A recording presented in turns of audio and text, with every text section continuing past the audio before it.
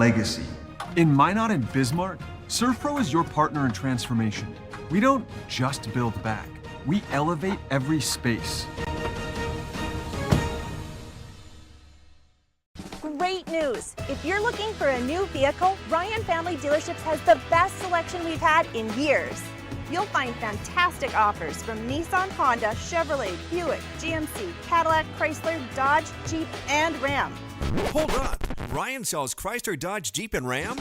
Yes, we do, and we'd love to sell one to you. Visit one of our 5 convenient locations in Minot and Williston. Get your next vehicle from a name you know and trust. Ryan Family Dealership. This presentation on the PSP Network is proudly brought to you by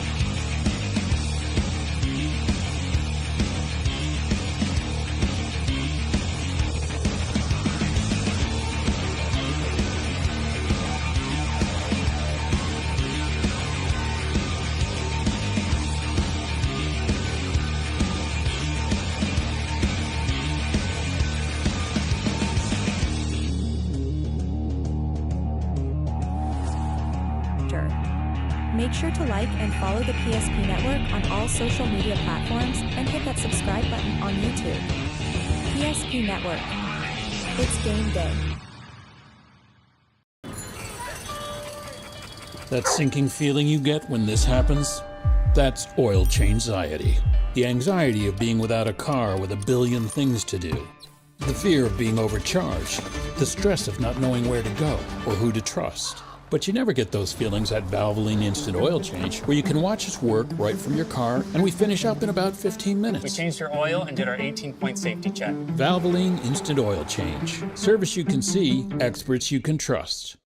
Look at that hole open up. Oh, Ziska's going to cut free. He's over the 30. Gets the puck. Here comes free. He fires. He scores. Same play. Conklin with the slam on his hand.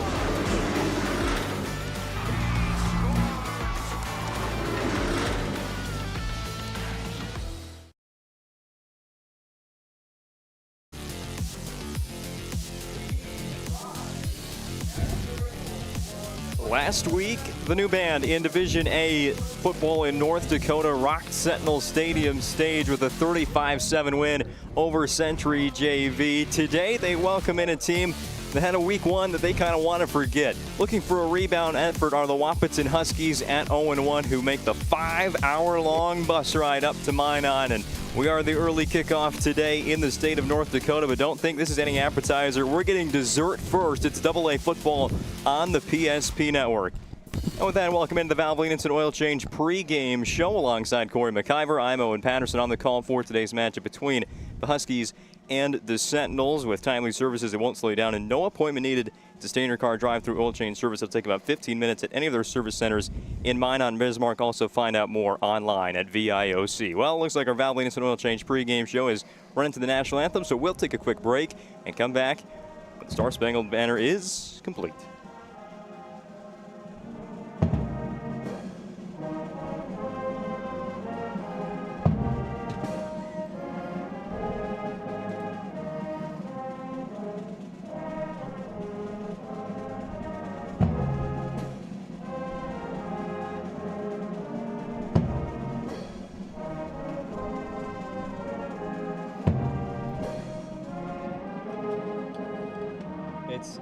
right next to that thing that says DC. To the left, to the left.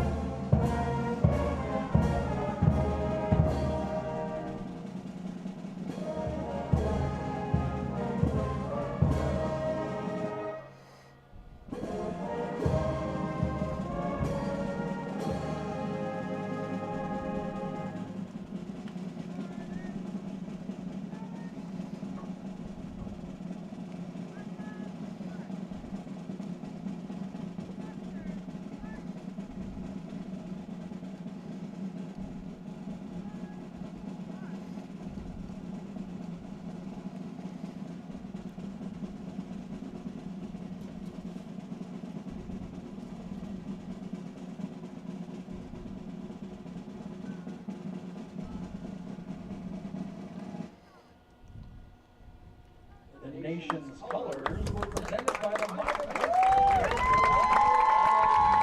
And now we get into the Valvoline Instant Oil Change pregame show. Once again, alongside Corey McIver, I'm Owen Patterson. Well, let's break down this matchup in the apparently little time that we have before the 6 p.m. kickoff here at Sentinel Stadium. They're ready to play, and it's because they got the extra day off playing last Thursday against Century JV. That's for Minot North, of course. A 1-0 win, a team that played pretty much as well as you could. Maybe the most fundamentally sound football game I've seen in a long time, and a 35-7 win over Century JV. They welcome in the Wahpeton Huskies, who lost 12-50. They showed some signs of they showed some signs of need of improvement here in week 2 with that effort against a very talented Kindred Vikings team. It's two teams that really had opposite week 1s meeting up here in week 3. Yeah, it definitely is a stark contrast of both teams performed last week. You know, we were here to watch North and Century's JV go at it last week, and like you said, they pretty much played a perfect game.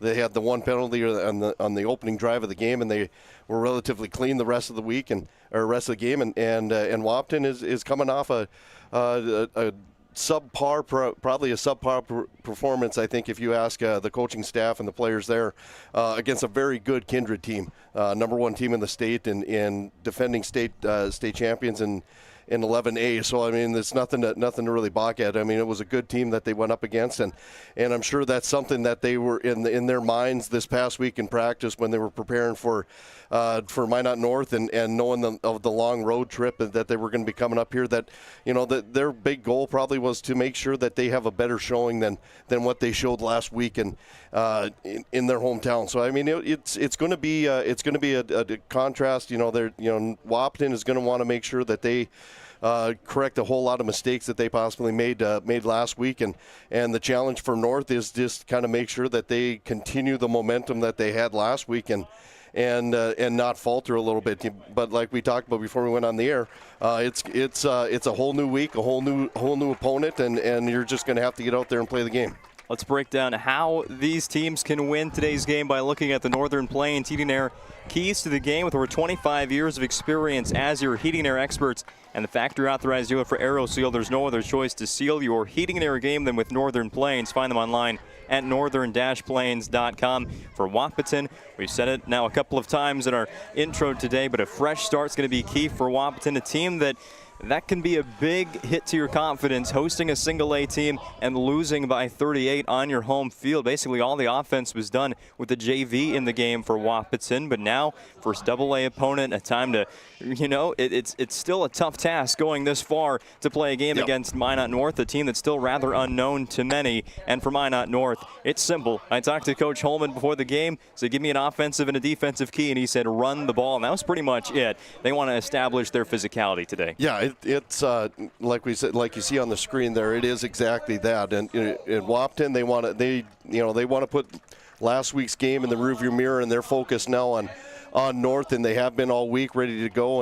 And I think you're going to see probably a little better, a better showing, a little more confidence in the Wahpeton, in the Husky team here. And then North, exactly, just, you know, do what got you success last week against Century, and that was running the football. We talked about it during the before we came on the air.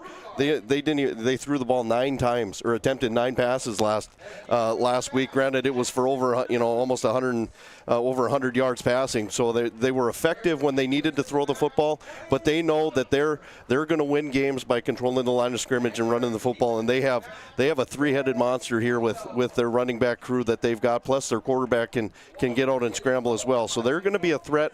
They're going to be a handful for this Husky defense to try to contain not only the main ball carriers, but they're going to be but North is going to be able to throw some guys back there that are a little bit more shifty, a little bit more elusive, and so they're going to be able to get, and so North is going to want to be able to control the line of scrimmage, which hopefully that could be the case tonight again. There's a lot to learn today, and we'll wrap up the Valvoline Instant Oil Change pregame show and get you kickoff after this commercial break. You're watching high school football on the PSP Network. There is no place like the country club. 18 holes of immaculate golf, along with golf simulator, PGA staff, club fitting and lesson, driving range and practice green, pro shop, delicious food, endless fun in the pool, and activities for the whole family. Learn more and become a member today. That sinking feeling you get when this happens? That's oil change anxiety. The anxiety of being without a car with a billion things to do. The fear of being overcharged. The stress of not knowing where to go or who to trust. But you never get those feelings at Valvoline Instant Oil Change, where you can watch us work right from your car, and we finish up in about 15 minutes. We changed your oil and did our 18-point safety check. Valvoline Instant Oil Change. Service you can see, experts you can trust.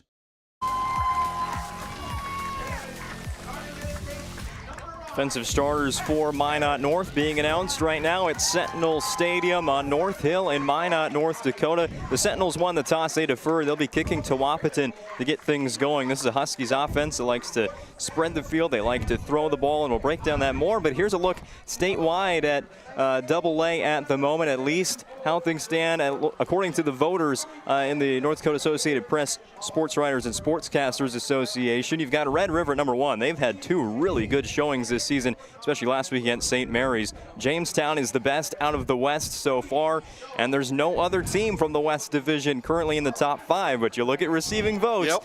After one performance, Minot North got a vote this week.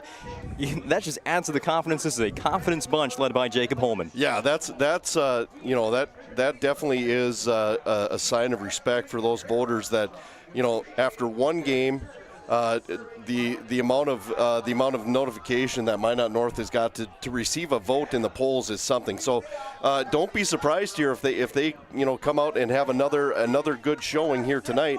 They might get some more recognition and some more pub in the press here. So, but again, a good showing here is going to go a long way for that to go into effect. Minot North kicking from right to left. That does it for a Valvoline Instant Oil Change pregame show. Again, you can visit them at any of their locations in Bismarck or Minot or online at VIOC.com. Sentinels in the home navy blue, Wahpeton in the road white. It is Carter Coleman kicking off for the Sentinels as we get underway on another beautiful Friday evening here in North Dakota. Coleman with the boot. They're going to send it to the all-around athlete for Wahpeton, Trayton Mauk. He takes it at the 15. There's a flag down. Breaks a tackle at the 25, spinning through more. Mauk has a lot of athleticism that we're going to see today, but first, let's check on what the penalty is. Yeah, that was a good return there by Mauk. You don't really want to speculate what the flag is, but that was probably in the lines of holding there, probably against Wahpeton. But yeah, I think North is going to have their hands full with Mauk just by watching that kick return. He's not one that's going to go down by just one guy tackling. You're going to have to be able to come and have 2 or 3 guys there and good form tackling, hang on, because he's going to be one that's going to try to wrestle away from you. So, and indeed was a penalty on Wahpeton, so they're going to be backed up already to start the drive. We mentioned very shortly there in the pregame show, Wahpeton likes to throw the football. Their quarterback is number 9, Bjorn Kubala. And the key this season for Wahpeton, he has targets, he has speed on the outside. It's just about accuracy. Kubala last year, 12 touchdowns, but 12 interceptions. We'll get to the rest of the starting 11 after this play. It's 2 receivers to the right and a bunch to the left. Doctor in the backfield with Kubala, and he will get it. That is Evan Doctor trying to break right through the middle. He's going to get a good chunk of yards. How about 6 for Evan Doctor on first down? Here's the starting lineup for Wahpeton offensively. We just talked about Doctor, who got the carry. Trayton Mauk, he's going to play a little bit of running back, a little bit of slot receiver. You're going to have to watch for 44 as Wahpeton breaks out the hurry-up offense on 2nd down and 4 yards to go. The rest of the wide receiving core, Caden Barth, Jackson DeVries, and Braden Steffens. And the offensive line of Anderson, Belke, Scovolt, Marsh, and Ralph from left to right. Doctor with another carry. He's up to the 29 and a first down for the Wahpeton Huskies. Yeah, that's a good first 2 good plays for Wahpeton there. And I like how they're spreading the field, but and that's going to force those linebackers and those D-backs and those safeties to kind of spread out a little bit, and that's going to give some better running lanes for Doctor. And I like how Wahpeton's going a little hurry up. They're not giving North a chance to either sub out or at least make adjustments in a huddle. Out of the shotgun, you're never going to see Bjorn Kubala under center unless it's victory formation. They're just going to keep going with Evan Doctor here. Feed the tailback, the 5'10 junior, who rushed for 82 yards a season ago and 1 touchdown. How about the Minot North defense today? Andre Good, Ethan Howie, and Gabe Mendez on the defensive line. A great linebacking core of Christian Dedman, Braden Blickery, Evan Berg, and Harrison Schaefer. The defensive backs, they played pretty well against Century. They're sure going to be tested today. That's Josiah Jackinet and Gavin Toby at corner. Cameron Jazz and Paxton Pakalak are the safeties. First time the Huskies go to the air, and guess who it is on the receiving end? It's Trayton Mauk, but he lost the football. The Sentinels say they have it on the sideline. Did he stay in bounds? The official signal is yes. It's a takeaway for Minot North, something that plagued Wahpeton so much in the first half last week against Kindred. Watch this one back on the Ryan Family Dealerships replay. Yeah, that was a great play call. Bootleg out, got Mauk in some space, and as he's trying to make a man miss here, just kind of in the transition, looks like he just kind of slipped out, and then Sentinel player was able to poke it out. But again, this was kind of what got Minot North going last week against Century, was the early turnovers, and here they get another one early on, and so now they got some really good field position here for their first drive. Movement there from Minot North, and it's funny that there would be a penalty on the first play of the drive for Minot North, because in my pregame conversation with Jacob Holman, he was very proud of the fact of 1 penalty last week against Century's JV, and they really said there would be no pre-snap penalties. They practice the cadence all the time, but they're a little bit jumpy here on the first offensive play. I think what happened there too is you just got a little too excited, and quarterback was expecting one thing and everybody else was expecting else. So now you got the jitters out of the way, and you're ready to go here for this first play. It's like we're playing 6-man football. 1st and 15 for Minot North. Braden Blickery will pass on first down. You rarely see it from Minot North. It's Josiah Jackinet. They pick up the penalty yards and bring it to 2nd down and 10. Offensive starters today for the Sentinels. Obviously, Blickery is the quarterback, but he's got a great group of running backs as well. That includes Christian Dedman and Evan Berg, the tailback and fullback respectively. Jackinet is one receiver, the other one Cameron Jazz, and the offensive line of Ethan Howie, then Good, Mendez, Hall, and McKeithen. Jackinet and Jazz split to the near side. They're also going to put the tight end in motion. And that's Will Bentley. Handoff goes to Dedman, breaks it around the left tackle, and he's met by a group of Huskies at the 28-yard line. It'll be 2 yards shy, 3rd and short coming up for Minot. That was, that's kind of what we probably were expecting to see there. That quick screen pass out on the 1st and 15 was probably just get those yards back. But now we're going to probably see a steady dose of Dedman and Berg probably here in the backfield with the short, 3rd and short here. We saw a lot of Berg picking up the first downs last week. 3rd and 2, they go to number 8, Evan Berg, but he is stopped immediately. Building a wall there for Wahpeton was big number 70, Landon Ralph, in the middle. Yeah, that was a great surge there by Ralph, and it was, again, the offensive line just got to do a little better job of getting, hands on those defensive linemen and trying to get them moved. Still 4th and short, so, no panic here by Minot North. Looks like they're keeping the offense on the field, trying to pick up the first down here. 4th down and 2 from the 28. A giant play call here from Jacob Holman and the Minot North Sentinels. I formation, play action pass. Blickery rolls out to his right, wide open Josiah Jackinet. It's a touchdown on the first drive for Minot North. Yeah, that was a great play call. The 4th and short, everybody is expecting, expecting that run just right up the middle, try to pick up the 2 yards there. And again, we talked about how they very seldomly threw the ball in here in the opening drive. Had two pass attempts, and Jackinet was able to sneak behind the defense there for a wide open touchdown. And again, touchdown off the turnover, much like it was against Century last week. So we got him going against the Patriots in an eventual 35-7 win. The Coleman kick is up and good, and Minot North points off of turnovers. It hurts the Huskies again, but it helps the Sentinels here in week 2. We'll go to break on the PSP Network, 7-0 on the BNC National Bank scoreboard. Whether you're looking for a full-service financial plan or planning for farm or business succession, Planning Team Financial Advisors is here to help you work toward achieving your financial goals. With locations in Bismarck, Garrison, and Center, our full-service team of professionals are dedicated to helping you work towards achieving your financial goals. Visit us online, planningteam.com. Securities offered through LPL Financial, member of FINRA Civic. Investment advisory services offered through New Edge Advisors, LLC, a registered investment advisor. New Edge Advisors, LLC, and Planning Team Financial Advisors are separate entities from LPL Financial.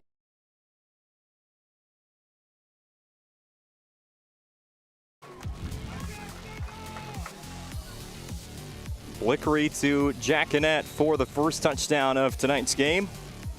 Minot North kicking off now, going up 7-0. Wahpeton will try and recover once again. It will be DeVries taking it from the 1-yard line. Nice kick from Carter Coleman. DeVries on the sideline right in front of his own bench and will be ushered out of bounds at the Wahpeton 22-yard line. You go back to last week, Wahpeton against Kindred, they just couldn't help it. They were getting takeaways from the Vikings. They were stopping Kindred drives in the first quarter, but a fumble here, a blocked punt there, an interception to end the second quarter. It hurt Wahpeton so much, and already today a fumble. What do they got to change? Yeah, well, I think, just taking care of the football. I think that was, that fumble from Mauk, I think was just a transition fumble. He was just trying to move it out and try to keep it away from defenders, and unfortunately got it popped out. Kubala has to get on the move here. There's a lot of flags in the backfield and an incomplete pass going for his top target, Jackson DeVries. We'll check what the white hat has to say here, but looks like it might be some holding.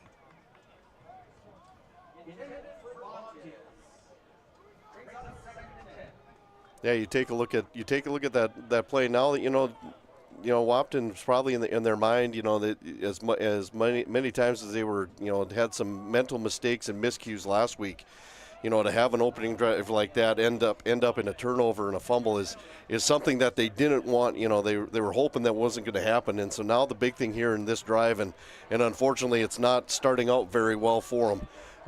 They need to get some kind of momentum going, and they need to get their offense kind of in sync here a little bit. Otherwise, they could fall into the trap of having the same thing repeat itself from last week. 3 receivers to the right of Kubala, 1 to the left. Fakes the quick pass, and it's high, intended for Mauk. It was deflected up in the air, and luckily for Wahpeton, there wasn't a Minot North linebacker right there. They were all covering the boundaries. Yeah, no, that was you can breathe a sigh of relief there from the Huskies. But I think I like the play call, nice little rocket screen. They're seeing some aggressiveness up front with the Sentinels, and so they were just trying to catch them sleeping. And fortunately for Wahpeton, that thing fell to the ground. Otherwise, that could have been deadly. Saw it there on the Ryan Family Dealerships replay. Check them out in Minot or Williston at any of their 5 dealerships. Kubala steps up to the line of scrimmage and throws on the sideline. Was that hauled in, or did it slip out of the hands? No, that's a catch. Aiden Bunches with the pickup of, looks like 17 yards there for Wahpeton. Yeah, that was a great job of scrambling there by Kubala, and Mauk was able to get his guy beat because North didn't have a safety in the middle of the field, but unfortunately Kubala was in a little bit of pressure, didn't see him wide open, but a great job of Bunches coming back and making that catch. Brings up 3rd and very short. Wahpeton able to pick up a bunch of big yards there on the 17-yard pass. They go to the flat. It's DeVries, but he is hit. It's Josiah Jacquinette having a great first quarter. It'll go down as a 0-yard gain, a 0-yard loss, and Wahpeton faced with 4th and 3 in their own territory. Yeah, that was a great open field tackle there by Jacquinette, kind of on a man on an island there. They did a great job. Wahpeton did a great job of having Mount coming in the backfield to take away the flat and hope that defense would come with him and just a dump pass in the flat. But Jacquinette did a great job of a nice open field tackle, forcing a punt here by Wahpeton. Wahpeton will punt, but that is the quarterback who is the punter. He will use the foot here and launch this one over midfield.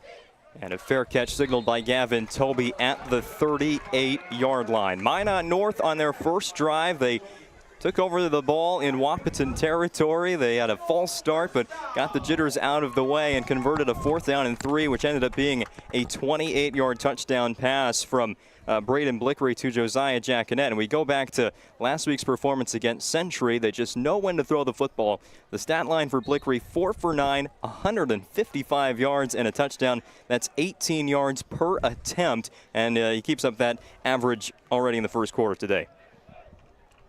In motion goes Coleman, high snap. Blickery's got to track this one down, and he's going to dive on top of it way back at the 20-yard line. That'll be a loss of 18 for Minot North. Yeah, you can see there's still there's some miscues here on North here on the offensive side.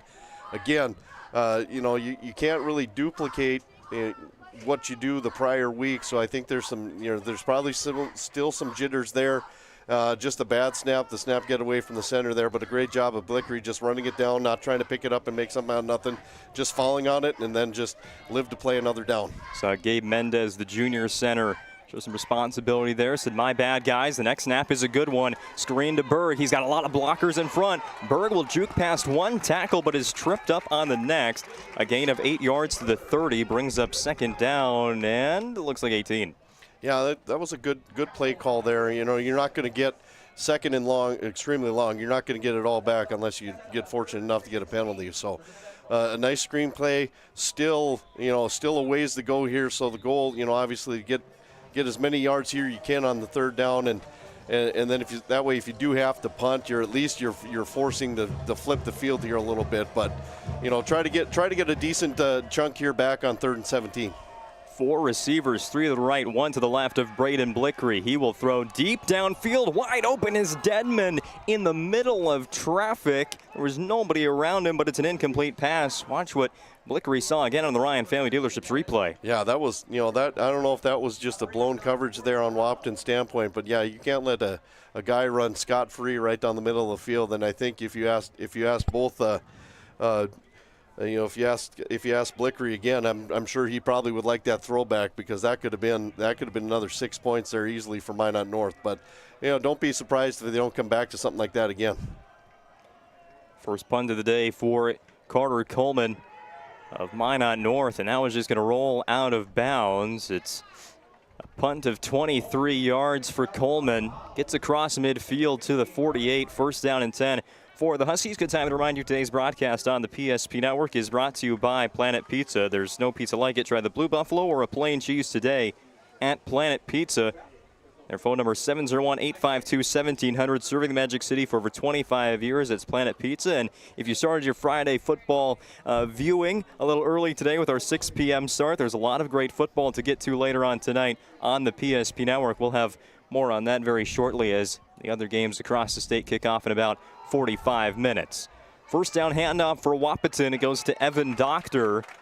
Going right up to that Huskies sideline. He's tackled in bounds. A gain of 4 yards for Wahpeton to the 49. Yeah, I've really been impressed on how well Doctor's running for the Huskies. He's a hard-nosed kid that he doesn't really shy away from a whole lot of contact. He's going to be running hard. Very similar to what Berg does for Minot North. So you got some bruising guys there in the backfield that soon run you over than run away from you. So it's going to be something to see what defense wears down first from that type of running game. Ball on the left hash for the Huskies. A little bit of RPO here from Kubla. It's a catch by Mauk. That ball is still live, and it's going to be another fumble recovered by Minot North. And I'll take that back as the far side official did rule that one incomplete, but there's no whistles right away. Watch this again, see what we got on the Ryan Family Dealerships replay. Yeah, I think it was, Mauk had his hands on the ball, and I think as he was turning to go, he got hit a couple times, and that thing was kind of floating up in the air, but then I think it did fall down to the ground. I think they ended up calling it an incomplete pass. So the Huskies maintain possession of the football. 3rd down and 7 from the Sentinel 49-yard line. 2-by-2 receivers. Kubla looking downfield now, spins. He's running out of room. Dedman with the pressure. Dedman chases him to the sideline. He fires the pass over the head of Jackson DeVries. 4th down, and that front, the defensive line and linebackers for Minot North played well against Century, and they applied the pressure, getting Kubla out of the pocket there. Yeah, I think that's that was a really good job all the way around from the defense. You had a good surge, good pass rush from the front four, getting after a quarterback, but a better job by those linebackers and defensive backs covering those receivers, forcing Kubla out of the pocket to scramble, and then have the discipline enough to stay with those receivers in the scramble drill. Kubla will punt this one away. It looked like Wahpeton was in a bit of an offensive formation, and what a roll inside the 5. It's still going, and down at the 3. Well, Kubla does the job there as the punter, pinning Minot North inside the 5. They'll come back out for their 3rd offensive possession of the first quarter. Coming up later today on the PSP Network, 7 o'clock kickoff from Bismarck. It's St. Mary's against Grand Forks Central. More AA football down there. The great AA program of Bismarck St. Mary's start out the season 0-1 out in Grand Forks against Red River. Now they welcome in Grand Forks Central today, looking to get to 500. And also from Fargo, it's Minot High at Shanley. Both of those games kicking off at 7. A high school football triple header on the PSP Network tonight. Thank you for joining us in the early time slot today from Sentinel Stadium in Minot. Fumbled handoff, and it will be positive yards for Minot North, but that could have been disastrous in the shadows of their own goalposts. Yeah, that looked like Carter Coleman was a little too eager to get that handoff from Blickery, and yeah, that had recipe for disaster there, because that thing kind of popped up in the air a little bit. Coleman was able to kind of secure that a little bit and get some positive yards, but that could have been a break that Wahpeton kind of desperately needed here. But the goal here for North is to kind of keep this drive going here and getting out of the shadow of the end zone. 2nd and 7 from the 7. Both tight ends go in motion from right to left on the formation. Under center handoff to Blickery. He'll toss this time to Coleman. Coleman will bounce off that hit and be dropped at the 11 by Braden Steffens, the corner, making a 1st down saving tackle. Yeah, you take a look at that. It was a good play, and I think if Jez would have been able to kind of keep that block there on the perimeter and allow Coleman to kind of bounce it out toward the sideline, that would have been a much bigger play. But a great job of gaining yards that he could, and a manageable 3rd and short, 3rd and mid. But this is a big 3rd down here for both Wahpeton on defense and North on offense. If Wahpeton can get a hold here, they're going to get some good field position on the punt. Split backs in the backfield for Minot North. Wahpeton bringing the pressure here. At least that's what it looks like pre-snap on 3rd and 3. Jackanet in motion. They'll fake to him right up the middle for a Minot North 1st down. They'll just get 4 yards when they needed 3. Yeah, that was a great job running the jet motion there with Jackanet, and just the timing there. The ball was snapped just as Jackanet was behind there, made it look like it was going to be a handoff to him, and then the fullback dive coming right up there. And again, just getting enough there for the 1st down, but the big thing is we keep the drive going, and we keep the clock going here again late in the first quarter. Again, this kind of drive is what North did a lot last week, and let's see if they continue to do it again. 2 minutes, 30 seconds left in the first quarter. 7-0 Minot North on the BNC National Bank scoreboard. Jet sweep this time does go to Josiah Jackanet. He's got one man to beat. He's going to cut it right back to the middle of the field. There was DeVries right behind him, but Jackanet with the carry has a 1st down. He's been the big play guy today for the Sentinels. Yeah, I think they've recognized that they have a weapon there in Jackanet. He runs really good routes. He can catch the football, but he's speedy enough. And if you can seal that perimeter and let him get outside, he's quick enough where he's going to be able to get there and make a couple of guys miss and pick up a huge 1st down and get them closer to midfield. So I could see North kind of riding that wave momentum here in this first quarter. 3 receivers to the left of Blickery. He'll sprint out to that side. Ball in one hand. Now he's going to tuck it on the sideline, but there is Trayton Mauk with the stop. It'll be a gain of, where do they stop forward progress? The far side, Judge, says it's at the 35, so 1 yard for Blickery on the keeper. Yeah, that was a great job, great defensive stop there by Wahpeton. They were able to cover the receivers, and it looked kind of like Mauk is kind of like that spy, kind of watching Blickery in the backfield, and he did a great job of closing in on that. As soon as he recognized Blickery was going to tuck that up and run, he did a great job of closing speed and getting in there and making contact for a very minimal gain for North. Clock stops. Blickery was tackled out of bounds. 1:53 to go in the first quarter. Here comes Gavin Toby in motion. They'll fake to him. They give to Christian Dedman, last week's Sport Clips MVP of the game. About 7 yards for Dedman there on the ground. Yeah, I think you look at that. You look at that play with that jet motion. I think Wahpeton does something very similar with that, with getting Tyler Mauk in motion and giving the ball to Doctor. You're going to see the same thing there with North, where they're going to send their speedy guys in that jet motion, and then they've got Coleman and Dedman there in the backfield where they can just fake that and dive. So that really keeps the defense trying to guess where they're going to give the ball off here. Another 3rd and short for Minot North. Fullback dive for Berg. Easy first down to midfield. He just kept on falling forward. Yeah, we talked about it. We talked about it a bunch last week during the Century game. We talked about it in pregame. When you got a fullback like Berg and you're second and 3, 3rd and 3, 4th and short, you have the confidence you're going to be able to turn around and give it to him in the backfield, and he's going to get you the 2 or 3 you need. And then he was fortunate enough to get even more here on that down. But the big thing is, again, we're keeping the drive going and we're keeping the clock running, and they're at midfield when they started inside the 5 when this drive started. Fullback, the unsung hero of the offense for many teams, including Minot North. This time the give goes to the tailback, Christian Dedman. He's got another first down. 12 yards for number 12 to the 38.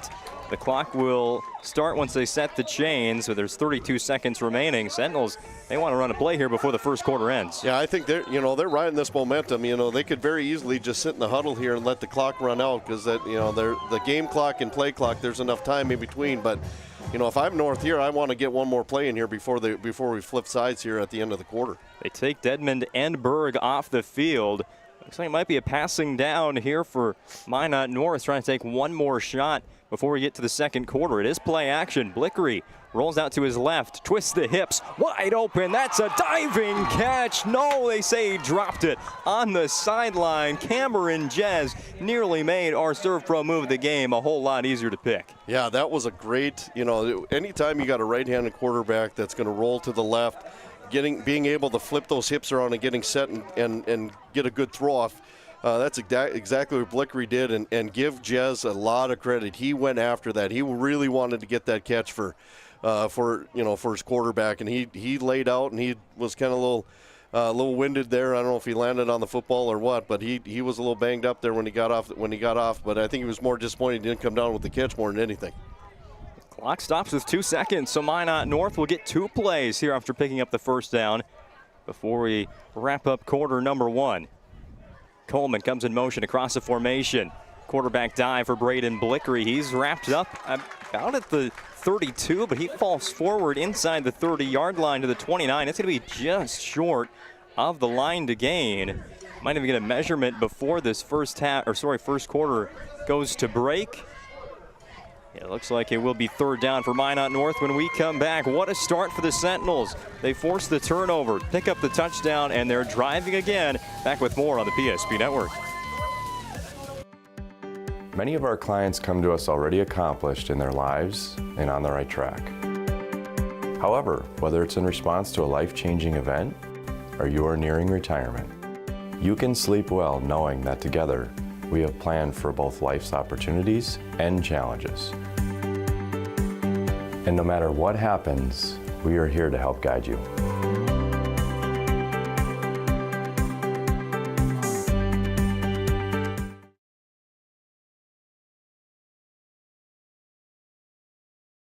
We've changed our name, but we haven't changed the DNA of who we are. We still offer the best product at the best price with the same people. For over 25 years, we've been your only choice for tires in the local area, providing all major brands under one roof at a fair price for your family's budget. Plus that excellent service after the sale with free rotations, free alignment check, free flat repairs with our exclusive Plus plan. That tradition continues today. Looking for tires you can trust? Choose us. Trusted Tire and Auto.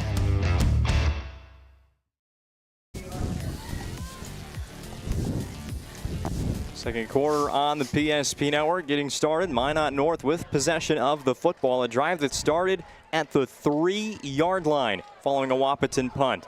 First play of the second frame is a handoff to Carter Coleman. It will pick up the necessary yard for a first down. The Sentinels, it hasn't been one giant play. It's been first down after first down today. Yeah, it's just been one of those things where, you just 2 yards here, 3 yards here, 4 yards here, and then all of a sudden you break one for about 10 to 12, and then you go back and you're just, we talked about this during the break. I mean, Minot North started this drive on the 3-yard line, and they are, they potentially could be going 97 yards with some points on the board, and that could be really a backbreaker for Wahpeton if they allow that to happen. Again, double tight ends now on the left side, 2 receivers that way. Where is this going to go? Probably could have guessed. It's a toss to the left side for Coleman. There's a flag down way back where the play started. Coleman did get to the line to gain. He got to the 15, but this one probably coming back against Minot North. Yeah, kind of unfortunate if it is, because Coleman really does run hard. He's coming on. You see him coming off the field now, maybe getting a little breather, but it does look like the penalty is against North. Kind of shoot themselves in the foot there. So the big thing here is you just, again, it's going to be, replay the first down, but it's first and long. But we just talked about it in the break. They started the first drive with the penalty. The second drive, they had that bad snap, so they've lost some yards. They've shown that, they can have some adversity like this and they can still overcome it. They dealt with a 1st and 28 already in this game. Now 1st and 17 from the Husky 32-yard line. Blickery with the shotgun snap. Sprint out to the right. Quick pass in the middle. It's Jacquinette. And he will be taken down at the 17-yard line. And just like that, it's 2nd and 2. Yeah, I think Coach Holman and his coaching staff, they found something here with Jacquinette that they're going to try to exploit here. And Wahpeton's going to have to. They're going to have to figure out how they're going to have to control that, and good luck doing that when you've got Cameron Jez running the ball hard and Dedman and Berg picking up here. And wouldn't be surprised if they turn around and give it to the big boy here in the fullback and picking up the yards. It'll just be Blickery the whole way, and he gets through the second level of the defense for a clear as day first down to the 6-yard line. Yeah, this is just a North is telling Wahpeton here, you may have backed us up on a great punt, but we are absolutely moving the ball down the field.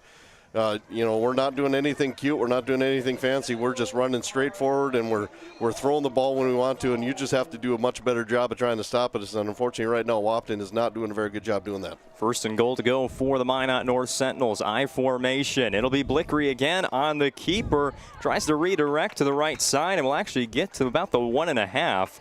Another 5 yards for Braden Blickery on the sneak. Yeah, we saw that a lot last week too. Then they're as a quarterback, you're coming up under center there, and if you see an advantage, a gap or something like that, and you can exploit that for 2 or 3 yards a pop. One thing that does is it forces the defense to come down a little bit and play those gaps a little bit tighter, but then that kind of exposes the outside, and so don't be surprised if North here tries to stretch the corner here and try to get to the outside now that Wahpeton's kind of plugged it up in the middle now. Blickery, the junior.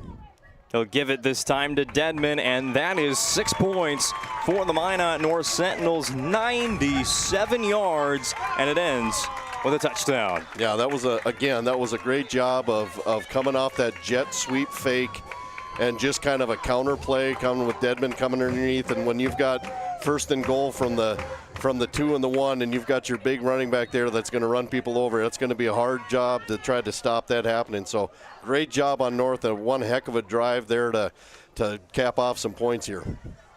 Extra point from Carter Coleman. The snap was a little bit off. Did get the hold, and the PAT is true as well. Minot North 14, Wahpeton none on the BNC National Bank scoreboard with location in North Dakota, Minnesota, and Arizona. Also visit them online at bnc.bank. One more look at the touchdown. We'll be back with 9:21 to go in the second quarter.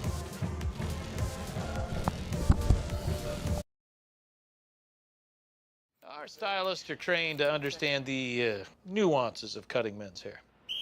Less pomp, more adore, huh, Brittany? Square face, wavy hair. Mid-fade with a textured top. Finish it off with a hard part and taper that neckline, coach. Cowlick, what's the move? It's not just all about hard work here. Hit all. 7. Pressure. Points. Yeah. It takes expertise to be a sport clip stylist. Here? That's the spot. Right there, huh? Sport Clips, the pros in men's hair. Christian Dedman from 1 yard out scores the touchdown, capping off a 97-yard scoring drive for Minot North. And they are in front by 14 on the BNC National Bank scoreboard. 9.5 minutes remaining in the first half. Coleman set to boot this one away. Sent the last one to the 1 yard line and trying not to kick this one to 44, but Trayton Malk will take the return, and he's going to cross all the way to the near side of the field. There's a flag down, and might be a bit too aggressive there was Wahpeton's Hunter Belke, and just another play that Wahpeton can't afford to have happen. Yeah, we talked about coming into the break. That 97-yard drive. That was a backbreaker for Wahpeton, and what Wahpeton really needed out of this drive, or out of this possession here coming off the touchdown, was to have a good return and get themselves some kind of momentum or some kind of positivity, and to have a penalty like that on the kickoff to back you up even farther. And now you've got a Minot North defense that is about ready to pin their ears back and come after you, because they've got a 14-point lead here, and they've shown that they can march down the length of the field to put points on. So don't be surprised if North maybe gets a little aggressive here defensively. First down and 10 for the Huskies.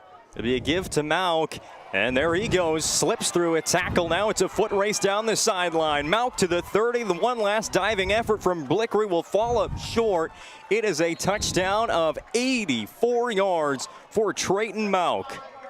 Well, that was the shot that Wahpeton needed to get themselves back in this ball game, because they have a potent enough offense where they're 1 or 2 plays away from getting themselves back in. And with a guy like Malk, you have that capability, and we showed right there. He made a couple guys miss a tackle, and then he just flat out ran everybody else there and was walking into the end zone when you had defenders that were good 5-10 yards behind him. Trayton Malk is listed on the roster as a wide receiver, but it's really hard to assign a position to him because, as we've seen, he can line up in the slot, he can line up as the tailback with Bjorn Kubla, and right there goes 84 yards and some extra energy on the sideline for Wahpeton and their head coach Wade Gilbertson. We'll go to break. A quick scoring drive after Minot North goes 97 yards. How about Trayton Malk going 84, 14-7 on the BNC National Bank scoreboard.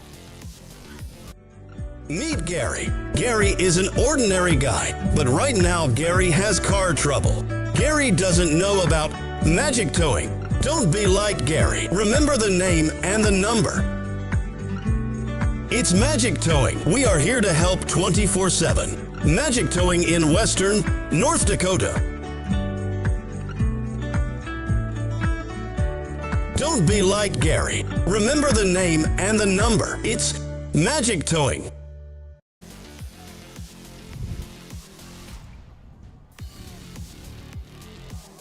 The Wahpeton Huskies off the bus after a 5-hour road trip from the southeast corner of the state to Minot, North Dakota. The coaching staff told me today they left at 9:30 a.m. They went and took attendance at school in first hour, and they were on the bus heading northwest. Short kickoff will be fielded at the 24-yard line by Carter Coleman. We just saw one explosive play. Could this be another? Coleman will not be stopped. All the way down to the 15-yard line with a dive. Back and forth we go. Corey, this is exactly the kind of game I was expecting to see. We really weren't sure the kind of teams we'd get today, but we did know we'd have a fun game. Well, you've had in the last two and a half, 3 minutes, a 97-yard drive, an 80-plus yard run for Wahpeton, and now a huge kick return by Cameron Jez that almost had disaster in the making because it didn't really look like anybody really knew what to do to field that kickoff. And give credit to Cameron Jez. He picked that thing up and he scooted and he almost ran that thing back. But again, Carter Coleman was able to do that. So we're in store for a heck of a game here. I mean, we're trading haymakers left and right here. So North's got themselves in pretty good position here to get some more points on the board. Personnel issue there for Minot North, but it's actually Wahpeton who will take the timeout as they also didn't have the right look on the field. Minot North started their last drive at their own 3. This time they'll start with 1st and 10 in the red zone. And this timeout on the field gives us time to thank our sponsor of tonight's broadcast, Press Switch Orthodontics, specializing in braces and Invisalign for all ages. They offer 0% financing and free consultations, virtual or in office. Enjoy professional treatment in a fun, relaxed atmosphere. Check them out at minotbraces.com. Well, we know Wahpeton's weapon, that's Trayton Malk, but can we figure out who Minot North's weapon is in the red zone? Because they really have so many, it's hard to nail down who's getting the ball right now. Yeah, you and I have a hard time trying to figure out who it's going to be. I can only imagine what Wahpeton's coaching staff defensively is trying to figure out when you've got Blickery that can run the ball. You've got Dedman, you've got Berg, and now Jackalette has kind of stepped up, and then you have you just have weapons all over the place. You got Carter Coleman that's going to run the football. So you have that many weapons. It's really easy for the offense to kind of figure out what you want to do. Christian Dedman could walk into the end zone with the blocks he got from the offensive line, and the unsung hero Evan Berg. Watch this one back on the Ryan Family Dealerships replay. It's a clear path to the end zone. Yeah, you always take a look at when you have Dedman running that open, untouched, that just means you have your offensive line have done a great job, but then you got that fullback right in front of you that is throwing blocks, and sometimes they go, they're kind of like you said, they're the unsung heroes, those guys that do all the dirty work and very seldomly get the praise. I mean, Berg is doing a heck of a job up front, and Dedman and even Carter Coleman too running the football. Wahpeton got close to blocking that extra point, but Coleman 3 for 3 on PATs in today's first half. Minot North 21-7 lead on the BNC National Bank scoreboard. We still have 8:45 to go in the first half on the PSP Network. Jersey Mike slices your sub right in front of you, see? The slicer, the meat and cheese, it has a rhythm. This is the rhythm of the slice. The slice. Oh yeah. The rhythm of the slice. This is the rhythm of the slice. The slice. Oh yeah. Order for Danny? Sliced right in front of you. It's a Jersey Mike's thing. A sub above.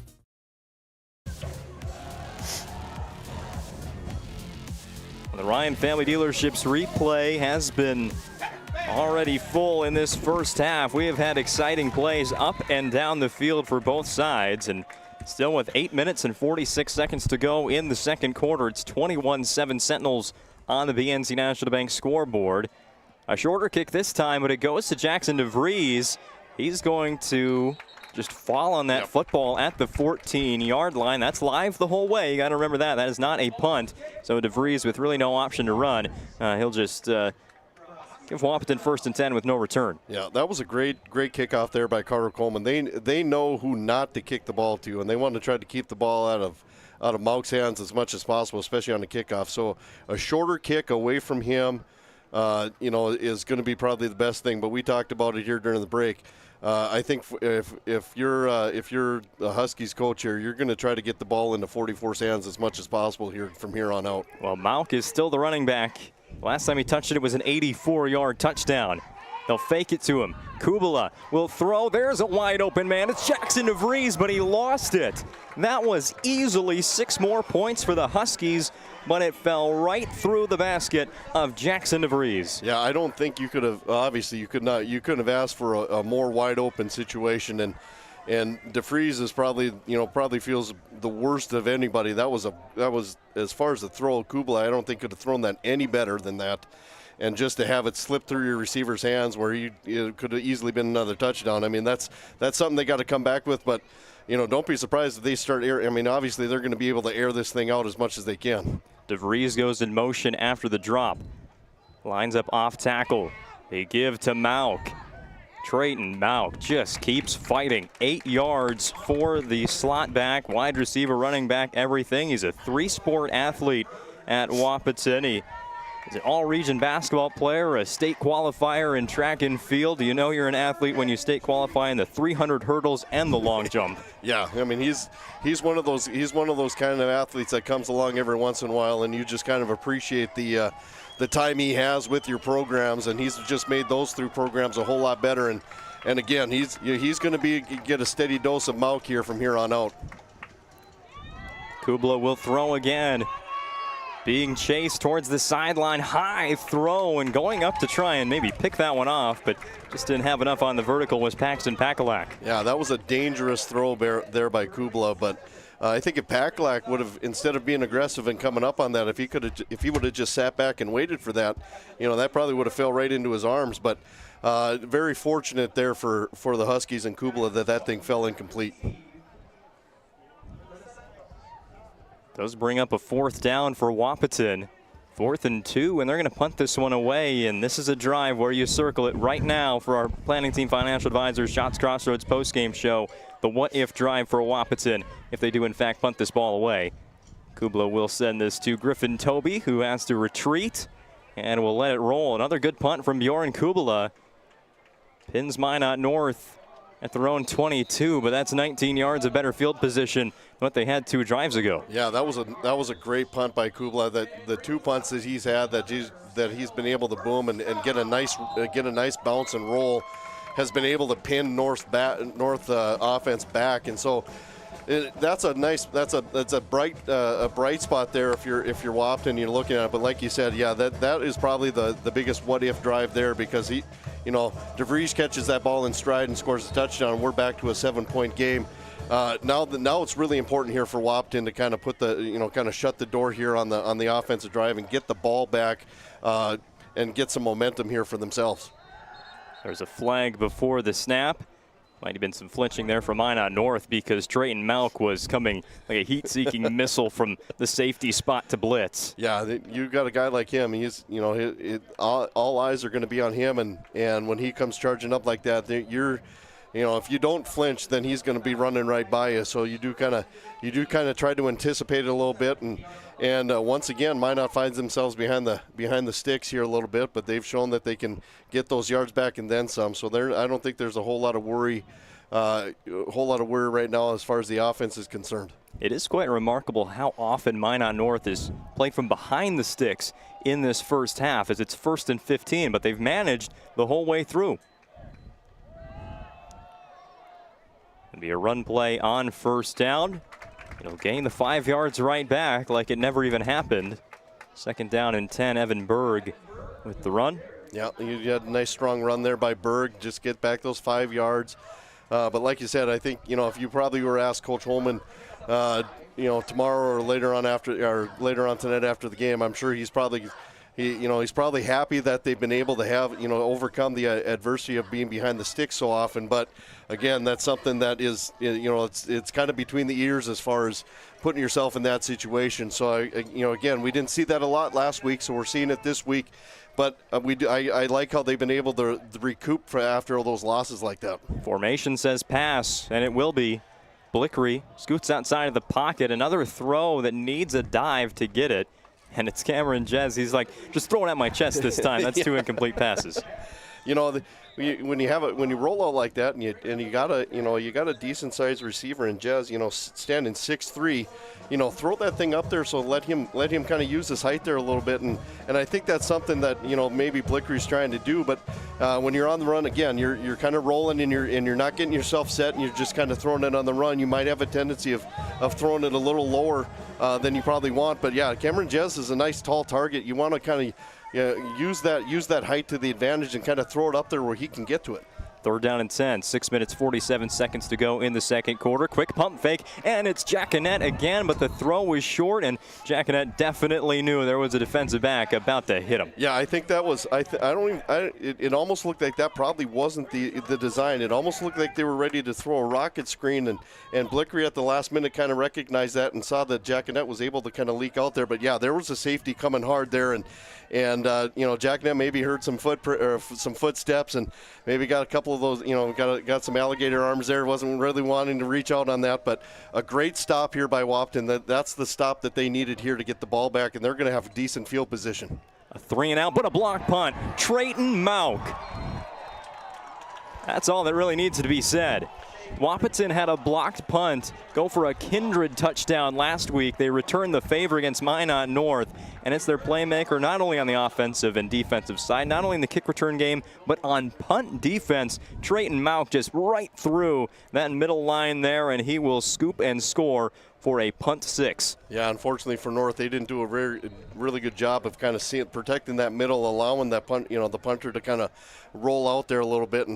And again, these are some opportunities that we didn't see North allow Century last week, and Wahpeton's been able to exploit them a little bit. Put this one on the Ryan Family Dealerships replay once again. Trayton Mauk, he has an 84-yard rushing touchdown and now a blocked punt touchdown. He scored all the points for Wahpeton today. They still trail by 7 on the PSP Network. Whether you're looking for a full-service financial plan or planning for farm or business succession, Planning Team Financial Advisors is here to help you work toward achieving your financial goals. With locations in Bismarck, Garrison, and Center, our full-service team of professionals are dedicated to helping you work towards achieving your financial goals. Visit us online, planningteam.com. Securities offered through LPL Financial, member of FINRA and SIPC. Investment advisory services offered through New Edge Advisors, LLC, a registered investment advisor. New Edge Advisors, LLC, and Planning Team Financial Advisors are separate entities from LPL Financial.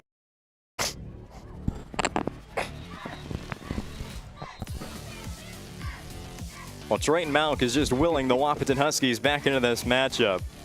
He has been a highlight reel for the Huskies today, and just added to it with pretty rare highlight. You're barely ever going to see it. Blocks a punt and takes it in himself for the touchdown. Yeah, I think if we were just talking, I think if you had a 97-yard drive and followed by an 84-yard touchdown run and a blocked punt for a scoop and score on your bingo cards, you're pretty close to finishing it off here.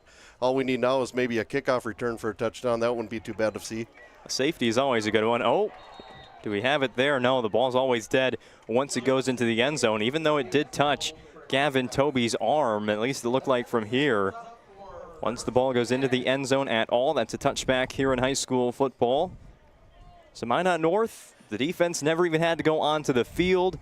Following a 3 and out, I think maybe we turn this into Wahpeton side. This is really a time to get yourself to even. Yeah, I think Wahpeton right now is they're slowly starting to kind of get this momentum shift back in their way, and it all is it falls squarely on the shoulders of Mauk. He's been able to be really disruptive in that last defensive series. Obviously, the block punt, scoop and score, and the long touchdown run.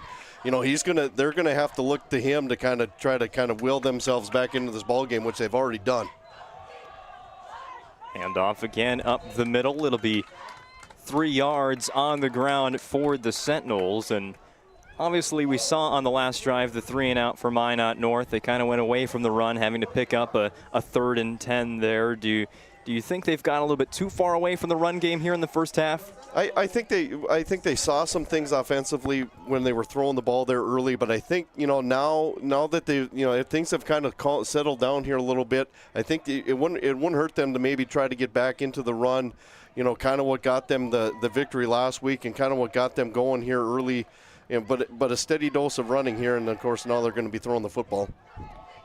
It is a pass deflected. What a play by Jackson DeVries. Watch this one back on the Ryan Family Dealerships replay. DeVries was not covering Josiah Jacquenet. His responsibility was Cameron Jez, the underneath route, but he reaches back, reverses course, and is able to deflect this would-be first down out of the air. Yeah, I was kind of watching him toward that toward the play when they were running at us, and he did a great job of just getting to that zone area and just stopping and just getting his eyes back on the quarterback and was able to get his hand up there. Otherwise, that was going to be a big reception here. And now again, we've got 3rd and 7, probably a passing play, and don't be surprised if we see Mount coming after the quarterback. Jacking that one-on-one with DeVries here on the near side. They're going to bring Coleman in motion. Fumbled snap. Blickery has to go back to the 10. He is wrapped up. Malk was in there with a half sack, but who are we going to really credit that one to? It looks like it was Michael Peterson in there for Wahpeton first. And it's another 3 and out. There is a Husky player on the turf still. That's a defensive lineman who will be able to get up, and he'll have to head to the sideline, I believe. That was Carson Van Epps, the senior, number 52, and now he'll go down and get attention from the athletic training staff. While we remind you, this broadcast on the PSP network is brought to you in part by Minot State University, with more than 96% of recent Minot State grads employed or continuing their education. MSU grads get jobs, period. Be seen, be heard, be you at MSU. So Wahpeton is making highlight plays here in the second quarter, and Minot North is likely going to try and punt this one again from near their own goal line. There's 5:30 to go. Not expecting Lightning to strike twice with another block punt touchdown. Wahpeton has a golden opportunity to go into halftime with an even score. Yeah, I think you're going to see, obviously, the coaching staff right now. They're reminding that punt team what happened last time. They were out there to punt the football, and don't be surprised if Malk tries to get himself again. He's got a motor here that doesn't quit, and he's going to be able to. He gets after the football. So, but yeah, I think Minot here just block this thing clean up front and let them get a good kickoff here. Wahpeton's going to get good field position no matter where, no matter what kind of punt it's going to be. Wahpeton did. I've been impressed. Wahpeton's done a great job here of kind of stemming this tide that North was riding, and they were able to get themselves back in this thing. Harrison Schaefer does the punting for Minot North. Standing on his own 3-yard line. There was movement there from the Sentinels. It was Curtis Villa who was right in front of the punter, and that's the Trayton Malk factor right there, striking once again. You could see Malk kind of inching up closer and closer to the line of scrimmage. He's trying to time that. He's trying to get the good timing down on that snap so he can explode through that front line, and you're going to see the three protectors there in front of the punter. They know that he's coming, and they're just trying to get in his way so that he doesn't get another block. Schaefer now 3 yards deep in the end zone. Steps up to the goal line, high kick, but it's short. That will bounce at the 35, takes a great Sentinels roll across midfield, and that punt will somehow, some way travel 30-plus yards, some 40 yards there for Harrison Schaefer. So we bring up the point again. Wahpeton with 5 minutes and change to go in the first half, down 7. You have found your playmaker for sure today. But Minot North knows as well. They're going to have a lot of blue jerseys following Trayton Malk out of the backfield. Yeah, I think all eyes have to be on him. But then you got to, Wahpeton's bread and butter is spreading the field and throwing the football, and they know that the Sentinel defense is going to kind of focus some attention on Malk. So don't be surprised, a little play action and try to stretch the field here, especially with no safety in the middle of the field. Remember, 1st and 10 on the last offensive drive they had. It was DeVries who missed a wide open catch in the middle of the field. Quick hitter to the near side. A nice catch there made by Aiden Bunches, the sophomore. Yeah, that was a nice little quick release. Got himself 5 yards. The D-backs know that they like to stretch the field, so they're playing off the receivers a little bit. So he's giving them the first down just by looking at it right here again. So don't be surprised if they don't try to come back there again. Kubla out of the shotgun. Mentioned earlier, they will not take an under center snap today. Pass is caught. Braden Steffens has the first down. A late flag. There's a lot of Wahpeton players there, and the officials will communicate, talk this one out. Yeah, that was a good throw. I mean, that was a throw that Kubla, he released that ball before his receiver was even out of his break, so he almost kind of knew what kind of play that was. It almost looks like an RPO, and it kind of looks like they caught Wahpeton's, one of the offensive linemen from Wahpeton got himself downfield a little too far. Obviously, if it was kind of a run-pass option, those offensive linemen are anticipating it's going to be a run, and so they're firing down the field to get a block. And unfortunately, that's what happens every once in a while with those RPOs is you catch those offensive linemen a little too far down the field. Moves them all the way back to the original line of scrimmage, 2nd and 10 for Wahpeton. It was a very late flag. It was almost like they caught Wahpeton after that ball was collected by Steffens for a first down, already moving ahead. It is a team that likes to play with a fast tempo on offense, get to the ball where it's spotted, but that time the Huskies just in the wrong spot. It'll be whistled for the illegal man downfield. So try it over again, 2nd and 10. 2 receivers to the left, 1 to the right of the quarterback, Bjorn Kubala. They'll put DeVries in motion from left to right. The give to Malk on 2nd and 10. Minot North is there. That's big number 87, Trayton Bachmeyer. Trayton tackles Trayton for a pickup of 0. 3rd down and 10. Yeah, that was a good job up front. And if you can get your defense, the defensive line, that front 4, and not give Malk a chance to get through those guys up into the linebackers and the secondary, you're doing a pretty good job. But a great job by the defensive line, shedding the blocks and then getting in those lanes so there isn't a cutback lane for Malk. 3rd down and 10. Trips to the boundary here near side. Minot North crowd getting loud.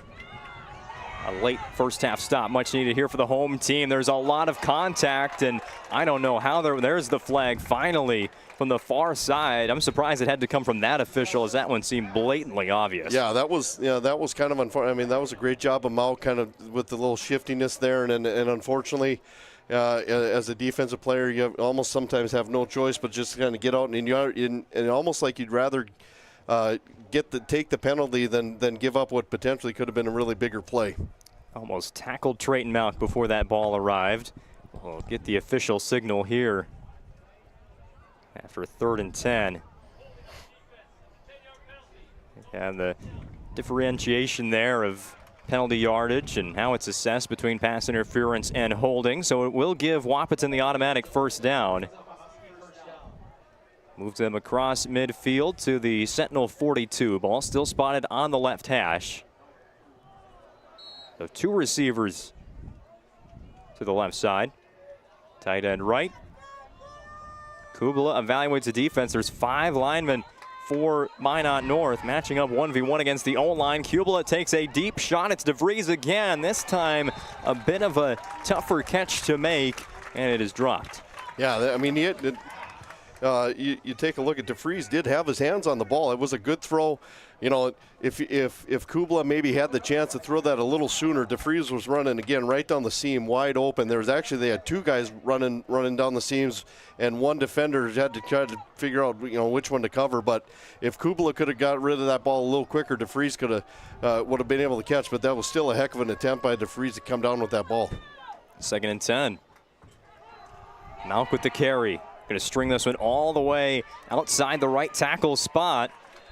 Is there more penalty flags? I don't see any. That's a 1st down for Wahpeton. No, I was pointing because Steffens had a great block there on the perimeter as the receiver, pushing that defensive back to the sideline and allowing Malk to come in underneath it there on the hash mark. So those receivers know that they got to, when you have a shifty back like Malk that's going to be shifting back and forth and trying to find gaps and angles and creases to run in, you've got to be able to lock down as a receiver, lock down on those defensive backs and move them off to the sideline and give those running backs lanes to run in the open field. Already under 3 minutes to go in the first half of the BNC National Bank scoreboard. Wahpeton driving inside the 30. They're going to get into the 25-yard line to the 23.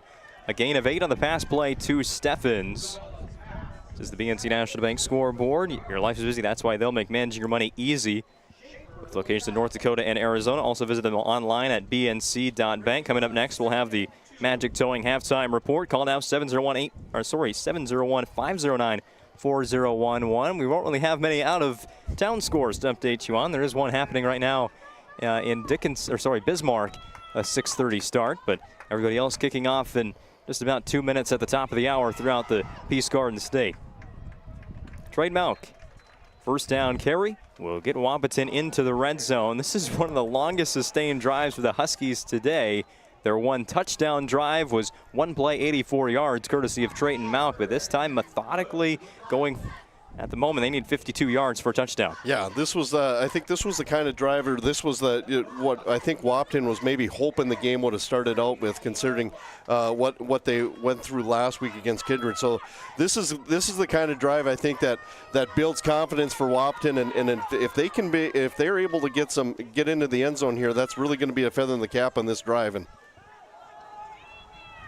Kubala, where is he going to go with this? Avoiding pressure and just going to throw this one away. Nice decision, or did he?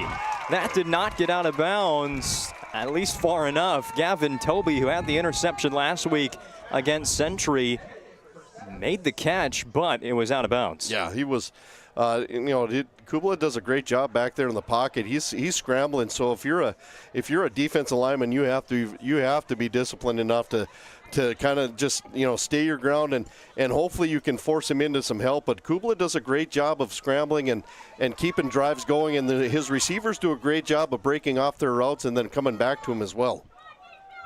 Two receivers right, one to the left. Bjorn Kubala hands off to Trayton Mauk. He's been full-time running back here since that rushing touchdown. Tackled in bounds after a gain of 8. The Huskies moved to the 12-yard line, but now the clock running inside of 90 seconds to go. The Huskies do have 2 timeouts remaining. They took a timeout defensively earlier in the quarter. Yeah, that was a good run by Mauk. It almost looked like he just came to almost a dead stop there and kind of let some defenders kind of flow out of the way and allow his offensive lineman to kind of seal him and able to cut back here. So let's see if he can do that again. Wahpeton did not have a great rushing performance against Kindred last week. Good to see they've established something out of the backfield here in week 3. Everybody running routes at the skill positions, and right in the middle of the field, unguarded was Trayton Mauk, and he is going to try and fight through 3 different tackles. He's eventually brought down at the one. The one guy you have to cover is number 44 in the middle of the field. Yeah, you look at, those receivers, there's a reason why they're so successful spreading the field, because those receivers just run the deep routes, and then you're allowing Mauk just to kind of come in underneath and finding just like a soft little area in the zone, and he almost broke enough tackles to get in the end zone here, but don't be surprised if they don't just turn around and give it to him here again. Timeout taken. Jacob Holman sprinted all the way to the 1-yard line to call that timeout. And here again, we talk about the snap. Wahpeton will not go under center here from the 1-yard line. They won't go under center at all. So unlike what we've seen from Minot North in the past, just QB sneak and get those 3 feet and a touchdown. This is going to be a 5-yard run for Trayton Mauk if he's the one that gets it. Yeah, this is kind of the danger you have when you have an offense that you don't regularly go underneath the center when it's, first and goal from the 1. Now you're playing first and goal from the 5, or even, so you have to be kind of make sure that the handoff or the snap is there and getting a good handoff, allowing Mauk to get downhill as quickly as possible so he can make up that difference before he gets encountered with some defense. And again, Minot North, if you're thinking that too, you're trying to get as much of a pursuit, a penetration you can on the defensive front, but Kubala has shown that he can easily little play action pass and pull that out of Mauk's arms and be able to maybe hit a receiver on a slant. First and goal from the 1. Wahpeton has 4 tries, but 38 seconds to go. They move DeVries into a tight end spot. The give to Mauk bounces to the right side. There's a good stop there from Minot North, but it's not enough. Trayton Mauk, his 3rd overall touchdown of the game. Brings Wahpeton within 1 point. Watch it again on the Ryan Family Dealerships replay. What a drive to end the first half. Yeah, that was a good answer drive for Wahpeton. We talked a lot about North's 97-yard drive that potentially looked like it could have broke the back of Wahpeton, and then you had Mauk come on the first play after that, score a big touchdown. But this was a huge signature drive for Wahpeton. I'm sure their fans and players and coaches are probably accustomed to seeing more of a drive like that against a defense. But that was a great drive by Wahpeton, a good answer going into halftime, potentially tied. 21-21. We've got 33 seconds remaining in the first half. Who knows what could still happen in that short amount of time with the game we've got at Sentinel Stadium tonight. Banking is some of the most important things in your life, and banking at the right bank is very important. We're really proud of our bank because we have great people, and our people are what make our bank go. We always want to treat our customers right and do the best job we can for them. And try to do things to help make our communities better.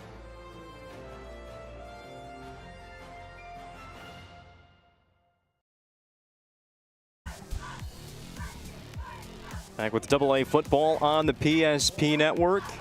St. Mary's and Grand Forks Central just kicking off right now at Schmeeker Field in Bismarck on the PSP Network. Also Minot High on the road at Shanley. The other games going on the PSP Network. But if you've been with us this first half, why leave? We've got a good one on our hands today between Wahpeton and Minot North.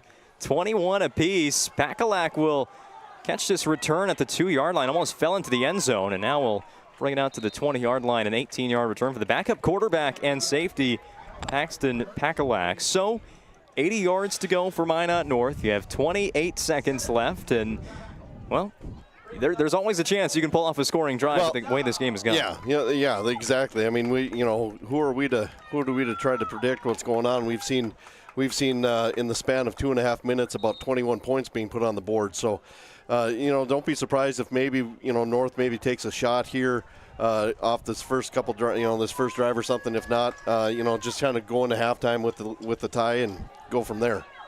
Try and get some early yards on this drive on the ground with Christian Dedmond. He will pick up 5, and Coach Holman keeping the timeouts in his pocket, and he says, we're just going to go to halftime.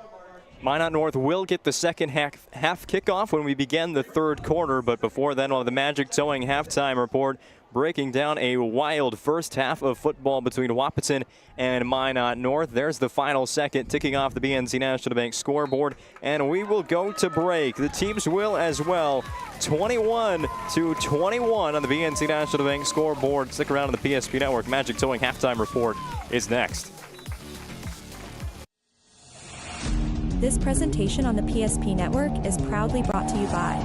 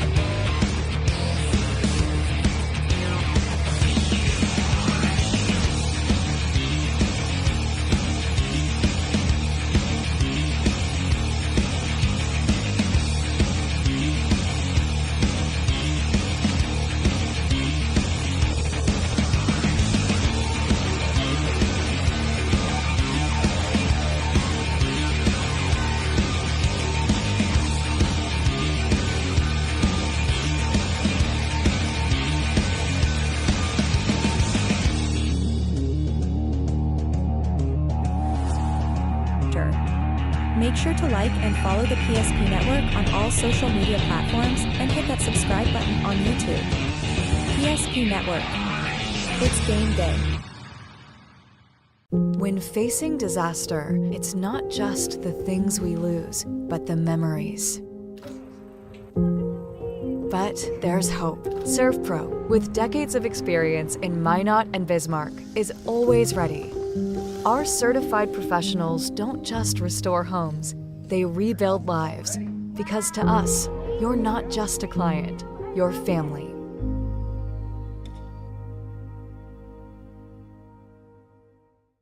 Shields Visa is more than just a card. It's the freedom to go. It's a gateway to explore and do more of what you love. Imagine where the Shields Visa can take you. So join us in discovering endless possibilities. Shields Visa. Together, we've got this. Meet Gary. Gary is an ordinary guy, but right now Gary has car trouble.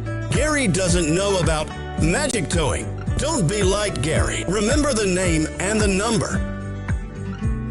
It's Magic Towing. We are here to help 24/7. Magic Towing in Western North Dakota.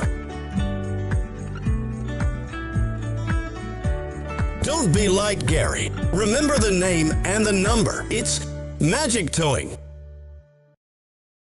The best part about working at BNC National Bank is developing relationships. I love working with people. We've been here for over 25 years. We've grown just like our communities we're in. But we still have that personal connection with our customers. And that's why we can find the best solutions for them.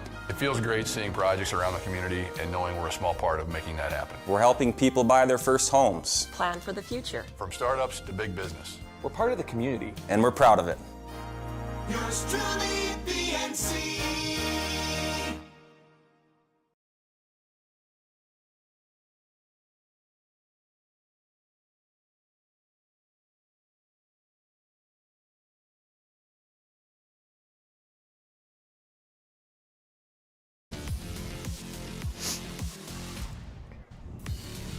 Back in Minot with Magic Towing intermission report. Remember their phone number is 701-509-4011. When you need to tow, there's no job too big or too small for Magic Towing, serving Western North Dakota. We ended the first quarter with a 7-0 score in favor of Minot North, and now at the half it's 21 apiece. It has been entertaining to say the least from this broadcast position alongside Corey McIver. I'm Owen Patterson on the call today. Let's break down how the first half went down with our first half scoring summary, and not even just scoring. We had so many other highlights as well away from just touchdowns in this first half. Let's play a couple of highlights as well while we talk about it. Minot North got the great start. Trayton Malk made the catch. He fumbled the football. Minot North took over in great field position, and they would end up scoring the touchdown. As these are all in reverse order, I'm just realizing. So what's on your screen is not the order in which we're talking about him here in the Magic Towing intermission report. But going back to that first quarter, Minot North scores off of a turnover, just how they did last week against Century's JV team. You can see a team with a lot of confidence from that win, but maybe not so overconfident. They kept it really within where it needed to be to go up 7-0. Yeah, and again, yeah, it was one of those where, again, that last week against Century, they got the big interception, then they went down and scored their first touchdown on, and the same thing happened here with Wahpeton's opening drive.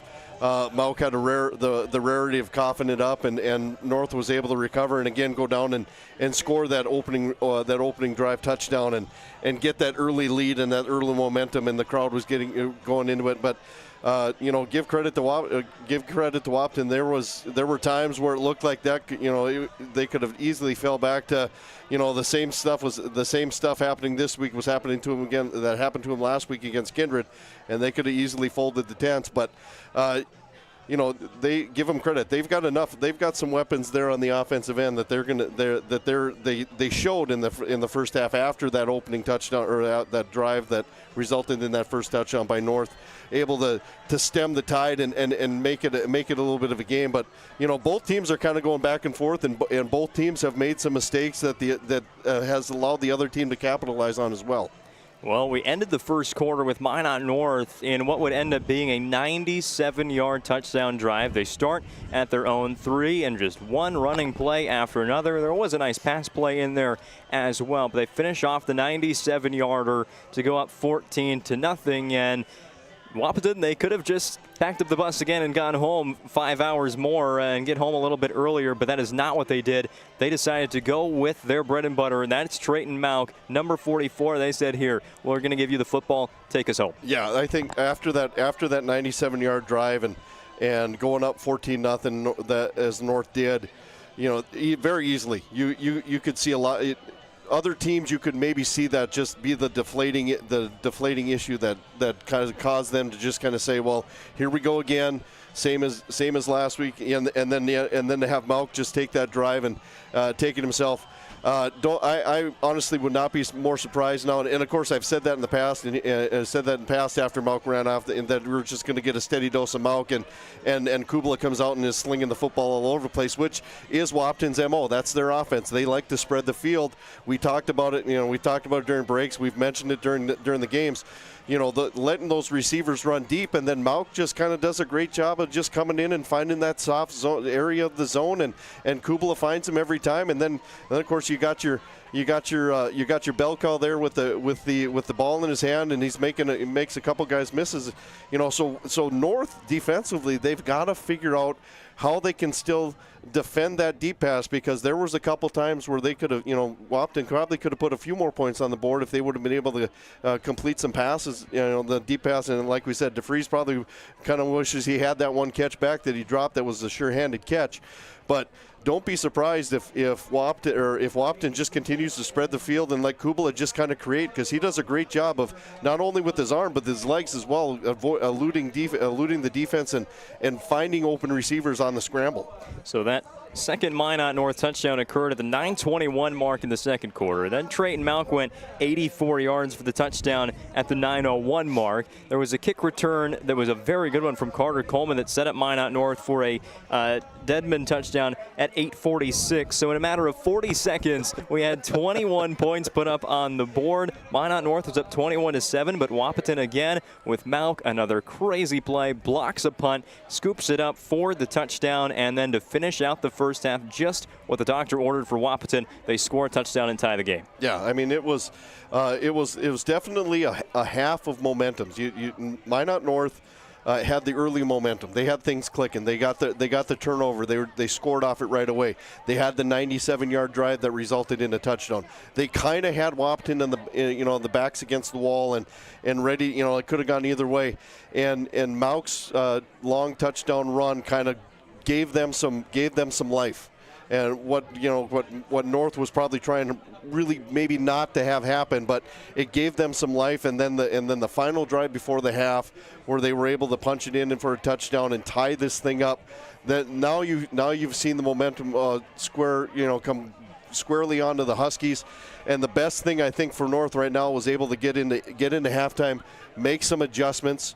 But again, I'm sure Wahpeton's probably wishing that halftime didn't come right after that tying touchdown, and they want to just as soon stay out here and keep playing. But you're going to have both teams need to make adjustments defensively, because Wahpeton has been able, hasn't really shown that they can stop the run too much of North's. North has been clearly they put it in the air a little bit more than they did last week. So don't be surprised if they keep going with that. I like how both offenses, they like to get their quarterbacks out of the pocket, kind of try to kind of create and put some pressure on the defenses a little bit. I think Wahpeton's offense, as far as being able to throw the football, is a little bit more potent than North is, as we saw. Kubala is just back there. He doesn't get too overly frantic. He doesn't get concerned. He can scramble and he can get away from people. And those receivers do a great job of breaking off their routes and coming back to him for to try to complete a pass. More of the Magic Towing Intermission Report comes up after this commercial break. 21-21. It's Wahpeton, Minot North on the PSP Network.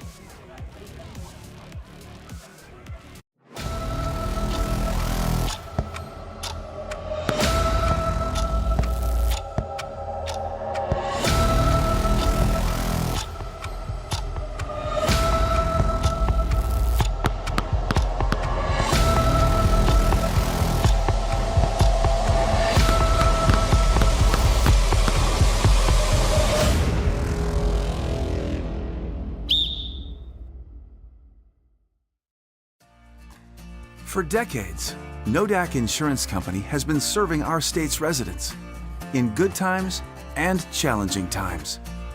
We come together for the greater good, from simple acts of kindness to company-wide efforts that make a difference in our community. It's who we are, rooted in North Dakota and ready to serve when it matters most. Nodak Insurance Company, agents with answers. Darren Johnson, Cody Olson, and Scott Wilkins, your agents with answers in Mandan. Just checking the ND score feed app for early touchdowns. across the state. There's quite a few down in Bismarck as Century has a big lead over Fargo North, and actually missed one, a moved up start time probably due to an officials shortage, but Velva Drake Animus Garrison, after losing their week 1 game to Kindred like Wahpeton did, they are back to the old ways for the Aggies, a 66-6 win over the Surrey Mustangs. But here, 21-21, let's keep it in Division AA though, as we take a look at the standings in the class of 2A football coming into this week. Again, many of the games have just recently gotten started. So here's a look at the standings ahead of week 3 in the class of 2A football. We'll focus on the West to begin with. And you talk about the favorites in this class this year. Jamestown, of course, they've really ruled AA football over the last couple of years. They're going to be very good. Dickinson has been a strong team, but they've played tough competition in Grand Forks Red River and West Fargo Horace. They're 0-2. You, of course, have St. Mary's dropping in from AAA. They're going to be a tough test for anybody. They just lost on the road at a really good Red River team. And then you have Minot North, Valley City, and Watford City. They're going to fall in somewhere. They all could be very competitive this season. Watford City's lone win against Single A Hazen. But Minot North and Valley City, kind of the unknowns for the West Region teams. It's going to be a very tight race through Week 10 for those 4 playoff spots. Yeah, I think you're gonna see, especially in the AA and both the East and the West. I mean, it's a good example right here. You got two AA teams that are pitting against each other, one from the East, one from the West. But if this is any indication on how this division is going to go this year, I think these fan bases and these schools are in for a treat, because there really is no. I mean, clearly we all, everybody probably thought that once North got up by a couple touchdowns, it was going to be kind of some smooth sailing. They were going to be able to take care of some things. Wahpeton has shown a lot of fight, and I think you're going to get that every week in this division, coming in after this week through the remainder of the season into the playoffs and into the state title game. I think you're going to see a very competitive games all the way around. You turn on the film, you look at how the rankings look right now. The East seems to have the favorite teams. I mean, Red River has been so impressive through 2 games. West Fargo Horace, who was in Minot North shoes just very recently. Now they're kind of a veteran team. When you throw in the Sentinels, they're talented. Fargo South's one game was against Shanley last week. It was, 110 points in that game. Grand Forks Central, the reigning AA runners up to Fargo North, who just went up to 3A. And then you factor in, of course, Wahpeton and Devils Lake. It's very similar out in the East, but don't count out any of these teams from the West. We're seeing 5 full weeks of non-conference games before the conference slate even gets started in 2A football in North Dakota. Second half kickoff is coming up very shortly. We'll take one final break. That does it for the Magic Towing halftime report. Back with the third quarter on the PSP Network very shortly. Meet Gary. Gary is an ordinary guy, but right now Gary has car trouble. Gary doesn't know about magic towing. Don't be like Gary. Remember the name and the number. It's Magic Towing. We are here to help 24/7. Magic Towing in Western North Dakota. Don't be like Gary. Remember the name and the number. It's Magic Towing. Minot North Sentinels will receive the second half kickoff. Wahpeton kicking from left to right on your screen. I'd like to remind you this broadcast on the PSP Network is brought to you by Shields of Minot and Bismarck. They present the Player of the Week each week on the PSP Network social media platforms. That's at Network PSP on Facebook or X. You can go there to nominate a player or vote for this week's Player of the Week. Shields of Minot and Bismarck are proud to support the PSP Network's mission of promoting local athletes. Minot North did have a possession there that lasted about 30 seconds before the half. They were just comfortable taking it to the locker rooms, talking about their second half game plan, and now you get into offense, trying to send a message to start the third quarter. Yeah, I think the key here now is get a good return here if you can, but the big thing for their offense is let's get a good drive here. Let's use the clock here a little bit. Let's get a good drive. Let's get some points on the board here on this opening possession of the second half. James Johnson with an end-over-end kick called in at the 8-yard line by Minot North, and it's a fumble. Wahpeton says they have it. I think I saw a Wahpeton player fall on it. Or wait for the official signal, and there it is. Wahpeton with a huge play to start the second half. Yeah, that was. You take a look at the replay. I think Packluck little up and down a little too much and just took a pop there in the arm, and the ball was able to squirt up, and Wahpeton was able to recover it. Again, this is probably, obviously not what North was really expecting or wanting to have happen on the opening kickoff of the second half. But now it's the defense's job to kind of stem the tide here a little bit and kind of just keep Wahpeton out of the end zone and maybe let them settle for a field goal here or something. Huskies with the short field. They'll start at the 26-yard line of Minot North. The handoff goes to Trayton Mauk. It'll be 1 yard for the talented senior running back. Probably a win for the Sentinels to limit him to just a yard on that carry. It'll be spotted on the right hash.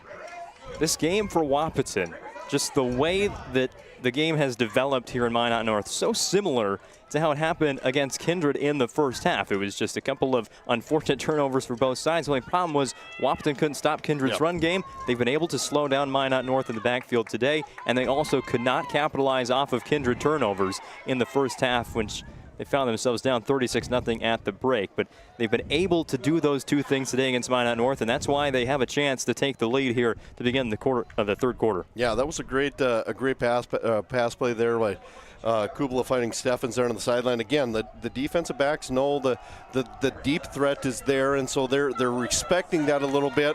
And Wahpeton, of course, they're saying, fine, if you want to play 5-6 yards deep, back off us. We'll just go 3-4 yards and turn and catch the football and just move the sticks a little bit. But North's got to do a little better job here shoring up this defense. Split backs with Bjorn Kubala. DeVries motions out to the slot, and there's a pre-snap whistle here. There's a flag down. This will go against Wahpeton, a false start, bringing what was a 3rd down and 6 back to a 3rd and 11. Yeah, I think that was a much if you're a Minot North fan there, that was a much needed penalty there, because I think clearly they almost looked like they were going to go another little play action there and let Kubala try to see if he can find an open receiver. So again, North's got to recognize 3rd and long here. It's probably going to go in the air. Watch for those receivers again to go deep, and watch for Mauk maybe trying to leak out there and find some place to just sit and catch the football. Fake it to Mauk. Looking towards the end zone is Kubala. Now he has to change the eye level, and he's brought down before he can get it away. It was Ethan Howie. We've been waiting to say his name at defensive end. He blew up a lot of plays against Century's JV a week ago, but there is his first highlight of the night. Yeah, that was a great job by Howie. He was disciplined enough to stay in his pass rush lane.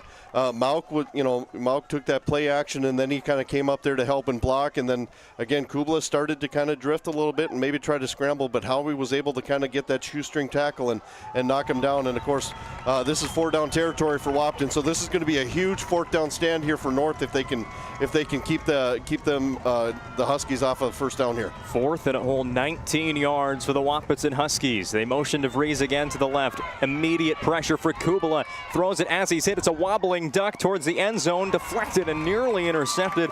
That's probably better for the Sentinels that they'll take over closer to midfield, but a huge stop for Minot North. And once again, Wahpeton, we referenced that Week 2 game, unable to score off of a takeaway. Yeah, you take a look. It was a good scramble, and of course, that you always teach your defensive backs, if it's 4th and long like that, get yourself to the 1st down stick and just stay there and don't let anybody get behind you and keep everything in front.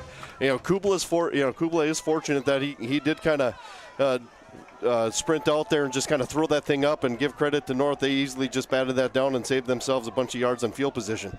So the fumbled kickoff return does no real harm for Minot North. Christian Dedmond, some strong running, picks up 11 yards to the 46-yard line. 1st down for the Sentinels. Yeah, I think you're going to offensively here for North. I think you're going to see them probably go back more to kind of what got them going against Century last week, and kind of just turn around and hand the ball off. Because if you can get, obviously you're not going to get 11, 12 yards every time you carry the ball, but you're going to get 4 or 5 coming out of Desmond, and so I think you're going to see Minot kind of go back more to the run style game here, and then be more selective on throwing the football. Dedmond to the left again, another 1st down carry. He's at an 11-yard average here in the 3rd quarter, but there's a late flag on the sideline. I honestly took my eyes off of that play to see the spot. You got somebody from Wahpeton kind of pointing at North, so I don't know if there was a little. Obviously, there was a little extracurricular stuff going on there after the tackle, so we'll see what happens. Goes against the Huskies. A late hit as Dedman was already being taken out of bounds. I think that was the safety that flew in there. Again, they didn't say a number, but I think that was Omar Martinez, a jersey that I saw over there. Didn't even get a Ryan Family Dealerships replay, so worry about that. But not only is it a run of 13 yards, you tack on an extra, looks like they gave him an extra 5 for that. Yeah. He wasn't too rough of a personal foul, I guess. First down and 10 from the 25-yard line for the Sentinels. Evan Berg gets it on the fullback dive, spinning past tackles. And here comes the Sentinel run game that we saw in the first quarter. Didn't see very much of it in the second, where they're getting 70 yards a carry. Yeah, I think, like I said, I think you're gonna see North kind of go back to that run, that line up and running the football. And if they, well, obviously they, Dedman running for 11 the first time, and then 12 the second time, and then Berg picking up 7 here on that run. So you're gonna see a heavy dosage of the run game here from the Sentinels. Into the Serve Pro red zone. Coleman, his first carry of the second half, will get to the 5. It's in for a touchdown. Another flag behind the play. Wahpeton is celebrating, but so is Minot North. And the early signal says hold. Let's see if we can spot it. It's hard to see from where that one was, where the flag did come in, but it was obviously holding there against Minot North. And it almost kind of looked at it, and I saw that, I saw once Jez kind of broke out to the, or I'm sorry, Coleman, once he broke out to the corner, I think it was the receiver on that side. I didn't get the number, but I think he kind of, once when the Wahpeton defender tried to kind of spin, I think he kind of got a hold of the jersey a little bit. What you like to maybe teach your receivers are, as soon as that defensive back starts to kind of pull away from you, you kind of let go of the jersey, and then you can have a little more hand fighting and kind of push and shove a little bit. But when they start to pull away, you got to kind of let go of the jersey, and I think he just got caught on that. Try Coleman again. Carter Coleman is wrapped up and dropped after a gain of maybe 5 yards. Luke Anderson in there on the tackle for Wahpeton. Yeah, I'm really impressed. Carter Coleman. I mean, he runs hard. I mean, he's kind of the scat back to Dedman downhill running, but he's not afraid to kind of get up there and kind of fight for those extra yards. But you got to be careful. Ball security obviously is going to be a big key in this second half. You can't, if you've got 2-3 guys on you got to make sure you take care of that football too. 3-3, Jackanet in motion. The give to Carter Coleman. He's met right at the line to gain. They need the 16. That's where the initial spot is. And they'll place the football right at the 16-yard line. That's going to be 4th down. And 1 yard, just a little bit less than a yard for Minot North to pick up. Yeah, well, we saw Minot North score a touchdown on 4th and 3. Here, I think you just want to maybe get the first down here and keep the drive going. Looks like he's trying to do a little hard count. Maybe see if he can get Wahpeton to jump off sides here a little bit. Blickery with the keeper, and that is a first down for Minot North as they win on the tush push there. Yeah, that was great discipline by Minot North there early on when he was just going hard count. It's very easy to just kind of lose your thoughts there and just kind of flinch a little bit if you're in the offensive lineman. But great job by the offense of being set, letting him go through the hard count. Obviously, you're trying to see if Wahpeton's going to jump and give you those free 5 anyway. But a good job there by Blickery, just doing the hard count, coming out underneath center, taking a look at the sideline, and then getting underneath again, and then going almost right away to get on that sneak and picking up that first down. Wahpeton had to get a player off the field due to injury or an equipment malfunction, so stop the clock momentarily as the Sentinels get set for first down and 10 from the Husky 14-yard line. This is the Serve Pro Red Zone with 24/7 emergency service and trained technicians. It's Serve Pro. Christian Dedman the carry. Minot North is just fine keeping the ball on the ground here, and you get into this short yardage territory now to the 10 where they're at with 2nd down and 5. There's really no need to throw it and not very much room to throw it either. No, I think you're going to see run plays here down the stretch.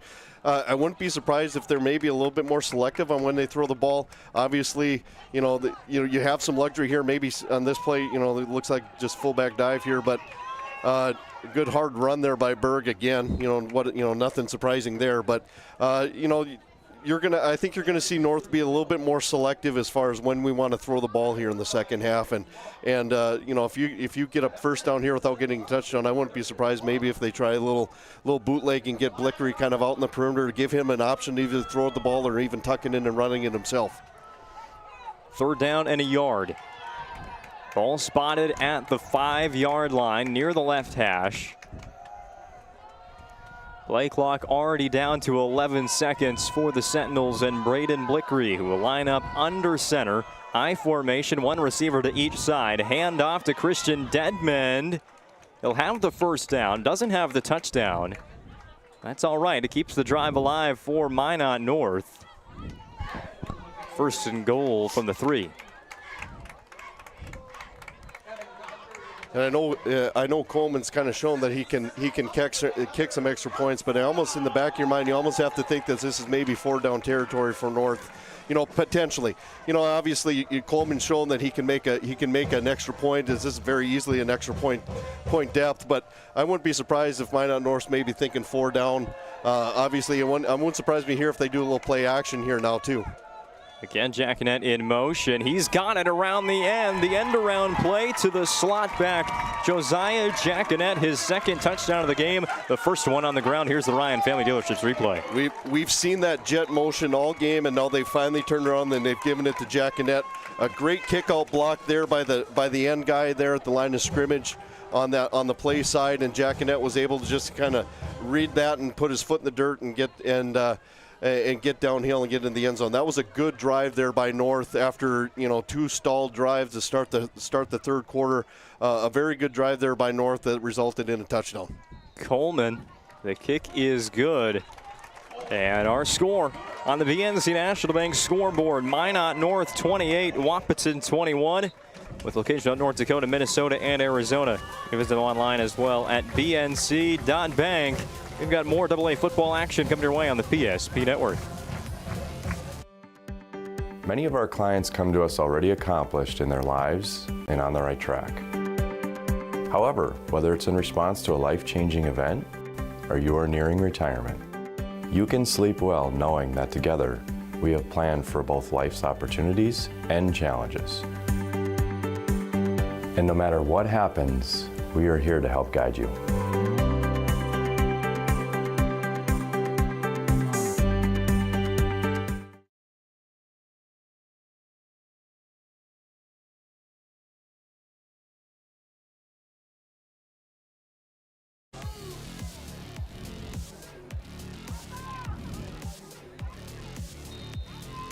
Unlike what your BNC National Bank scoreboard says on the screen, Minot North leads 28-21 over the Wahpeton Huskies. We'll figure out that little difficulty momentarily.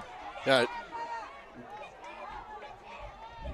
There's a return from Wahpeton out to the 40-yard line. And that was a good return by Wahpeton. They got themselves close to midfield. I was just going to say, just as you were making the comment about our scoreboard, I got a text from my dad in Wahpeton that's watching the game, and he just relayed the information that the scoreboard wasn't working properly. So we're working hard to get that fixed here. So all you people that are watching here on YouTube, we appreciate you guys watching us here on the PSP Network. I know we got people here in Minot that are watching, people back in Wahpeton watching the games. We even have Coach Jacob Holman's brother watching us all the way from Japan, so we want to give a shout out to him as well. So he issued a challenge to everybody to try to beat him from the person watching from the farthest distance from Minot, North Dakota. So right now he's got the bar set pretty high.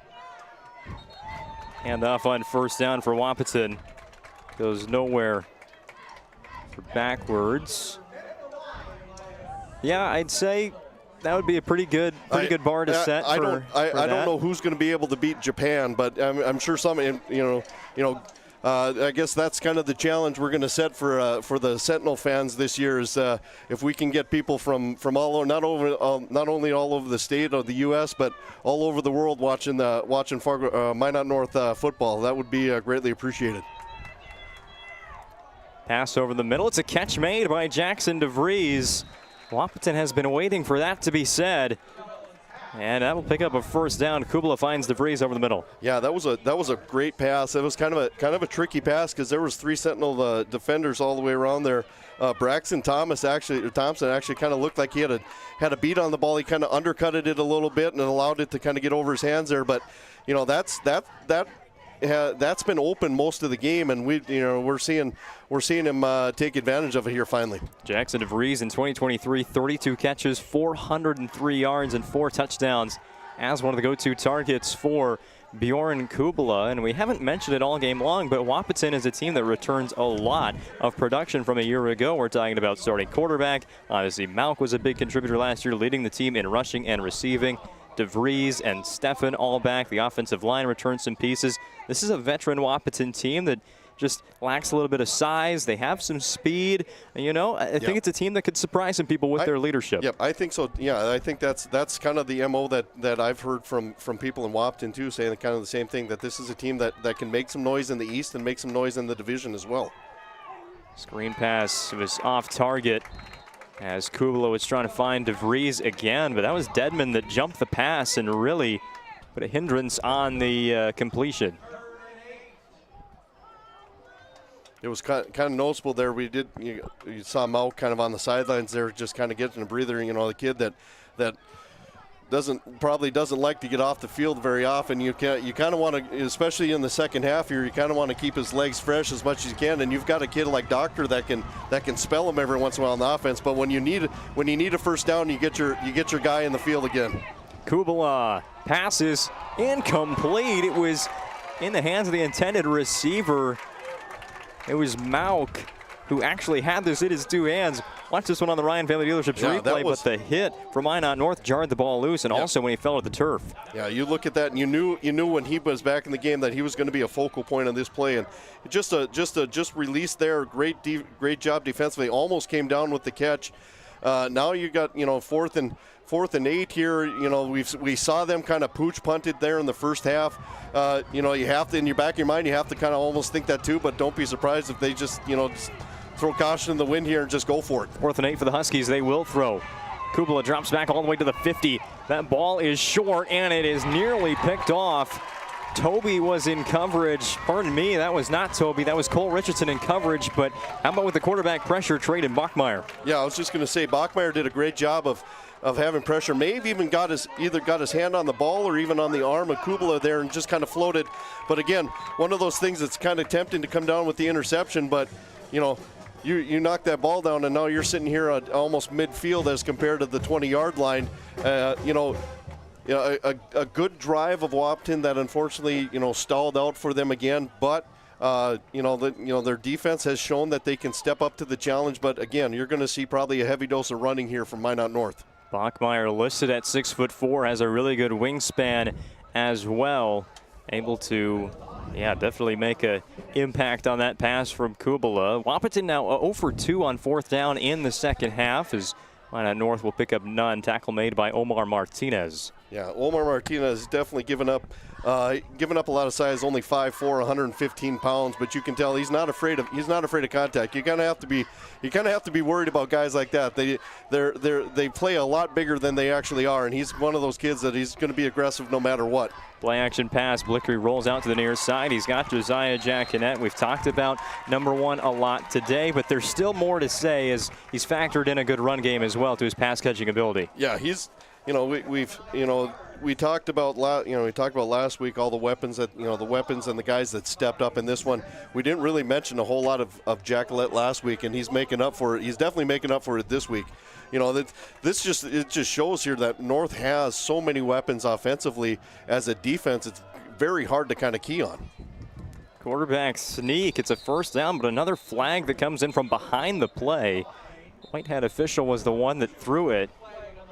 And we didn't really talk much about Josiah Jacquinette last week because he never really got the football. Again, Minot North only completed 4 passes, and maybe that was a delay of game, but they're going to wave off the penalty and give Minot North a first down. There we go. Yeah. Yeah, he did. Yeah, it did look like the referee did kind of pick it up and kind of wave it off, and he must have thought he saw something that maybe he was anticipating, because North did we did kind of run up there to the line of scrimmage, get set.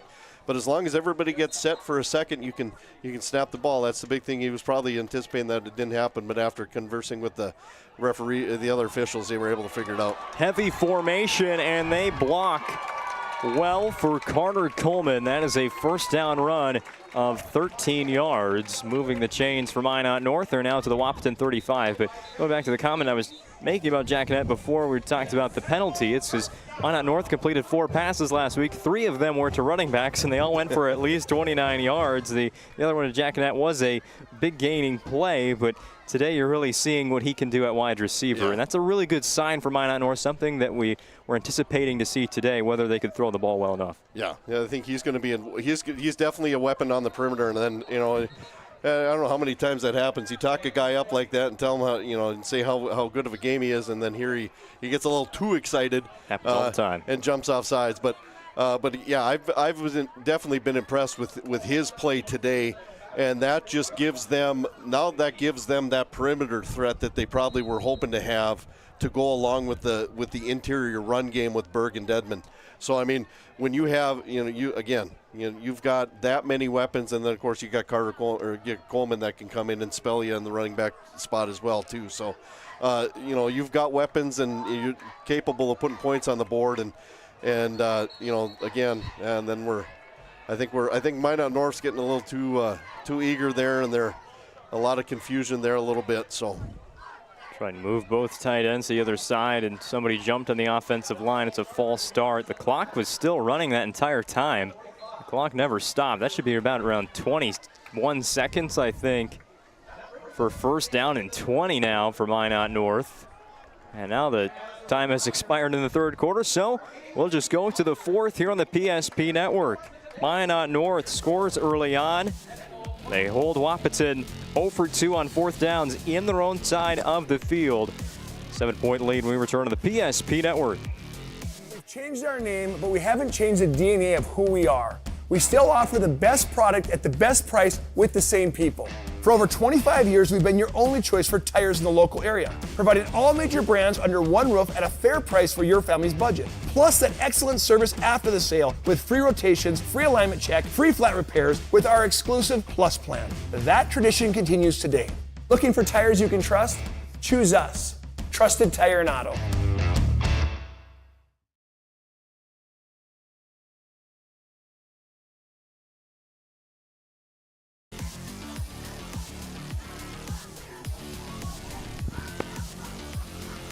Sentinels back on the field with a first down and 20. After a couple of penalties that pushed them all the way back to the 45-yard line. They began the fourth quarter with a short screen pass to Josiah Jacquenet, but that one was well short, like skipping a ball to first base. Second and 20. I think North's mentality here, especially on this drive again, where no surprise here. This kind of been the norm there for them, starting behind the sticks. Now second and long, like you're gonna want to try to get some yards back here a little bit. I know they tried that rocket screen, just wasn't a very good throw there, but now they have to kind of recoup here and kind of find a play here that's going to get them some yards. 3 receivers to the left of Blicker. He is not looking that way, looking for the one-on-one matchup with Cameron Jez, and now throws it up to him, but it's off target. DeVries had great coverage the whole way down the field. Yeah, that was good defense there. It almost seemed like Cameron, like Jez, maybe even stopped a little bit. He kind of came up hobbling a little bit. I don't know if he kind of cramping up there in the calf muscle there or something, but. Now they've kind of really set themselves up here. Third and extremely long. Wahpeton realizes that.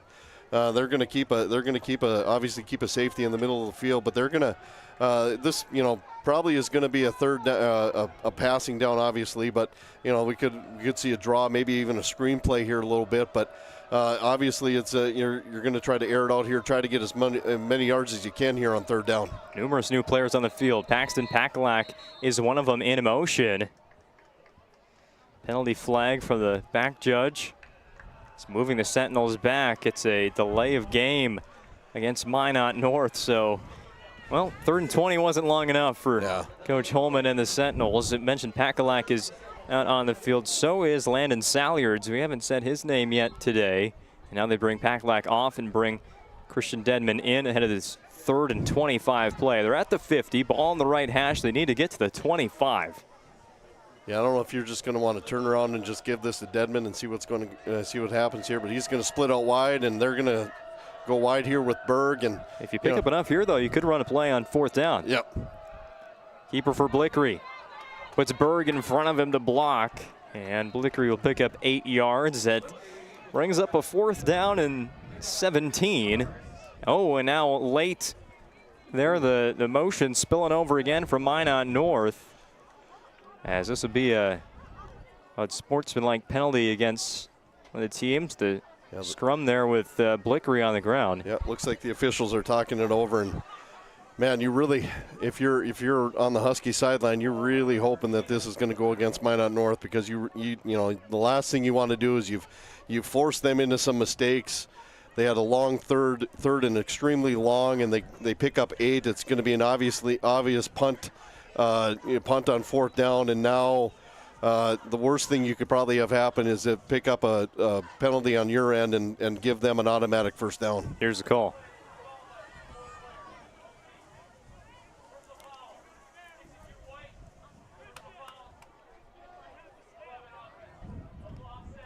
Personal foul penalties against both sides will be offsetting, so 4th down and 17 will be the result. Minot North sends out the punt team here. Try to pin Wahpeton deep, and I think the Huskies have their own 90-yard drive. Yeah. I think that was probably the best outcome that both teams probably could ask for, is offsetting penalties. But I think both teams probably, coaching staffs probably need to remind these guys that, it just takes a penalty like that to kind of really swing the tide. Low snap to the punter, Harrison Schaefer, and Drayton Malk nearly got his hand on a second punt block of the game, as it's a punt that will travel 22 yards. No, it looks like 19 yards to the 23. So Wahpeton, 77 yards to go before they can tie this at 28, or at least get on the board once again. And quickly on the field with the offense. 11:14 to go in the 4th quarter. Reminder, this broadcast on the PSP Network brought to you in part by the UPS store located on South Broadway in Minot. Open Monday to Friday from 8:30 to 7, and on Saturdays from 8:30 to 3. For all your packing and shipping needs, it's the UPS store in the Marketplace Foods Plaza. Drayton Malk on 1st down. It's been a while since we saw Wahpeton's offense on the field. Pick up 1 yard for 2nd down and 9. I think if you're Wahpeton's offense, you're gonna want to try to get the ball in Malk's hands as much as you can. Defensively, you have to kind of key on that. But again, they're going to spread the field here. They're going to force these defensive backs to cover receivers here on pass plays, and Wahpeton's going to try to pick them apart. Pass is caught. Braden Steffens has the 1st down and an extra yard to the Wahpeton 34-yard line. And Braden Steffens kind of could be described as the home run hitter as a wide receiver for Wahpeton. He's the deep ball threat for them. We've seen them try and go to DeVries a long ways, but Steffens just kind of, he'll make plays every now and then that are really important to the Huskies' success. Yeah, he seems to be the one that if they need a big catch, he's the one that they're going after. But they've done a lot of these short hitches and short passes like this. I think they're trying to set North up into something a little bigger, but that's simply a missed tackle there, and a result in some yards after the catch. So if you're North secondary and defensive backs, the big thing you have to do is allow the catch, but then break yourself down so you can make the tackle and you're not having to reach and grab ankles and potentially miss the guys and cause 1st downs here. But like I said, Wahpeton's been doing a lot of just short hitches, comebacks. don't be surprised here if they, a little pump fake and a pump and go here and see if they can catch North sleeping. 2 catches, 26 yards on this drive for Braden Steffens. Now it's a keeper for Kubala. Bjorn Kubala is hit in the backfield. He's going to stay on his feet to get forward progress to midfield. 2nd and 9 again for Wahpeton. Again, Wahpeton's doing a good job here, trying to keep North's defense guessing. North is trying, or it looks like North's trying to do some mass subs here. The big thing is they got to make sure they do it quick enough.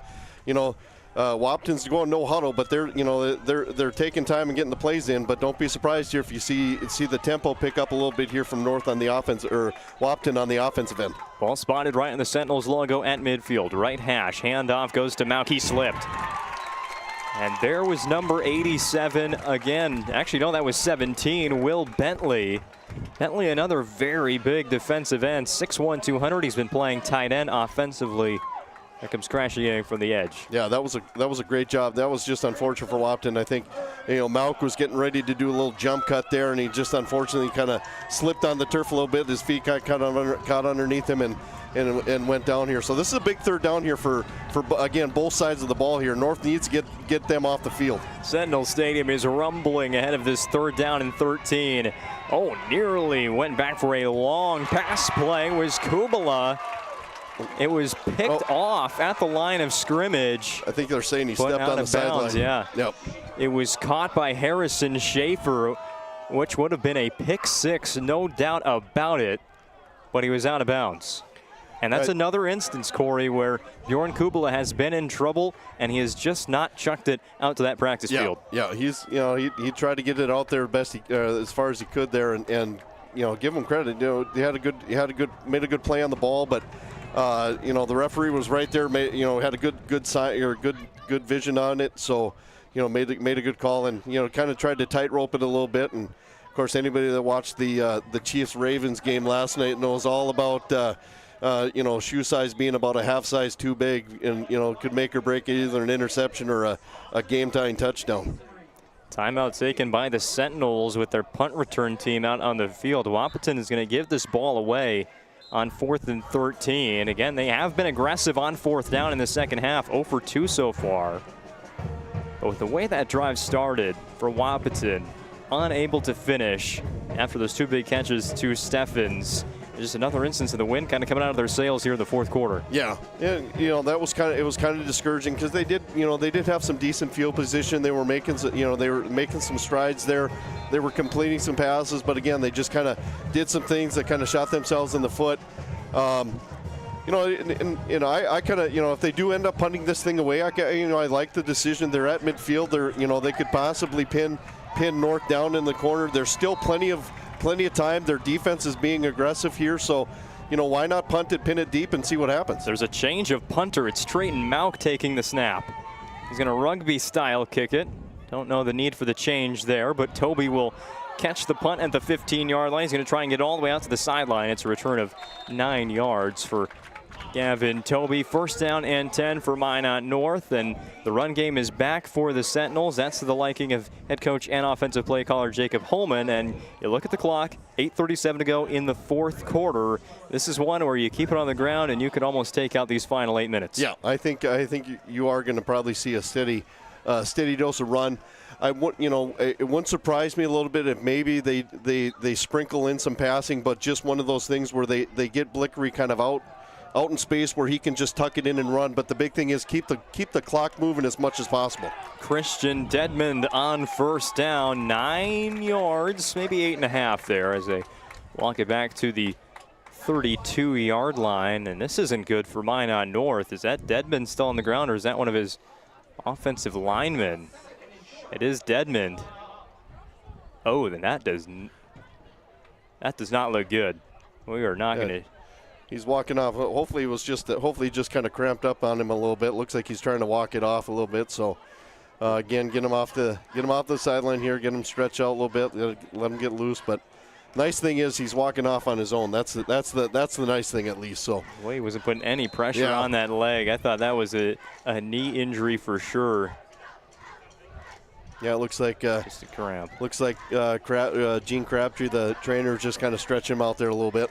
Second down and 1 for the Sentinels. Play action pass. It's Jacquinette. First down and a lot more. Jacquinette to the 30. He's going to cut back in. Gets a block from his wide receiver now to make his own move at the 10. Josiah Jacquinette breaks a tackle to the 5. Josiah Jacquinette. That is a gain of 67 yards for the Minot North Sentinels. Yeah, that was a great play call. They hadn't really tried to go too much into the air here in the second half. But again, they realize what kind of weapon they have there in Jacquinette in the perimeter, and Wahpeton is just on the two big plays that he's been able to catch the ball on two big plays, one in the first half on that 4th and 3 where he scored the touchdown, and on this one, it's almost like they just kind of forgot where he was at. And, as a defense, you just kind of want to make sure where the playmakers are at all times, and that was a big call there by North there on the offensive end. Handoff inside the 5. Strom will move to the 3-yard line. It'll be second down and goal for Minot North. I think that was Cole Richardson maybe with the carry. First time that he's gotten the ball offensively for North today. Blickery gets the play call from Coach Holman, now comes back to the huddle. Second down and goal from the 4. Ball towards midfield. Close to the left hash, inside of 7 minutes to go on the BNC National Bank scoreboard. 28-21 lead for Minot North, trying to go back up by 2 possessions. Back and forth, they put the receiver in motion, but it's all to be a handoff for Christian Denman, who reaches over the goal line. Touchdown, Minot North. Denman second on the ground today. This one from 4 yards out. Yeah, again, you're going to have that jet motion coming again, and good fake there, and was able to get Denman and pretty much untouched there. And with his size, he was able to kind of reach and break the plane of the goal line there, even though he was getting wrapped up there in the legs. It's a play that's going to be on film a lot for opponents to see, but it's all about figuring out who even has the football is why that play has been sort of unstoppable today for Minot North. Another point after try for Carter Coleman is up, and it has had a lot of height to it and good accuracy as well. Coleman 5 for 5 today. You go back to last week against Century, the only one he ended up missing was the one where they missed the hold, so he's been perfect on PAT tries this season. Yeah, that's a good exclamation point to have is a kicker that will consistently make those extra points, and he definitely has the height on it, so you know it's not going to get blocked. 35-21 on the BNC National Bank scoreboard. Keep it here. AA football on the PSP Network comes back after this commercial break. When facing disaster, it's not just the things we lose, but the memories. But there's hope. ServPro, with decades of experience in Minot and Bismarck, is always ready. Our certified professionals don't just restore homes, they rebuild lives. Because to us, you're not just a client, you're family.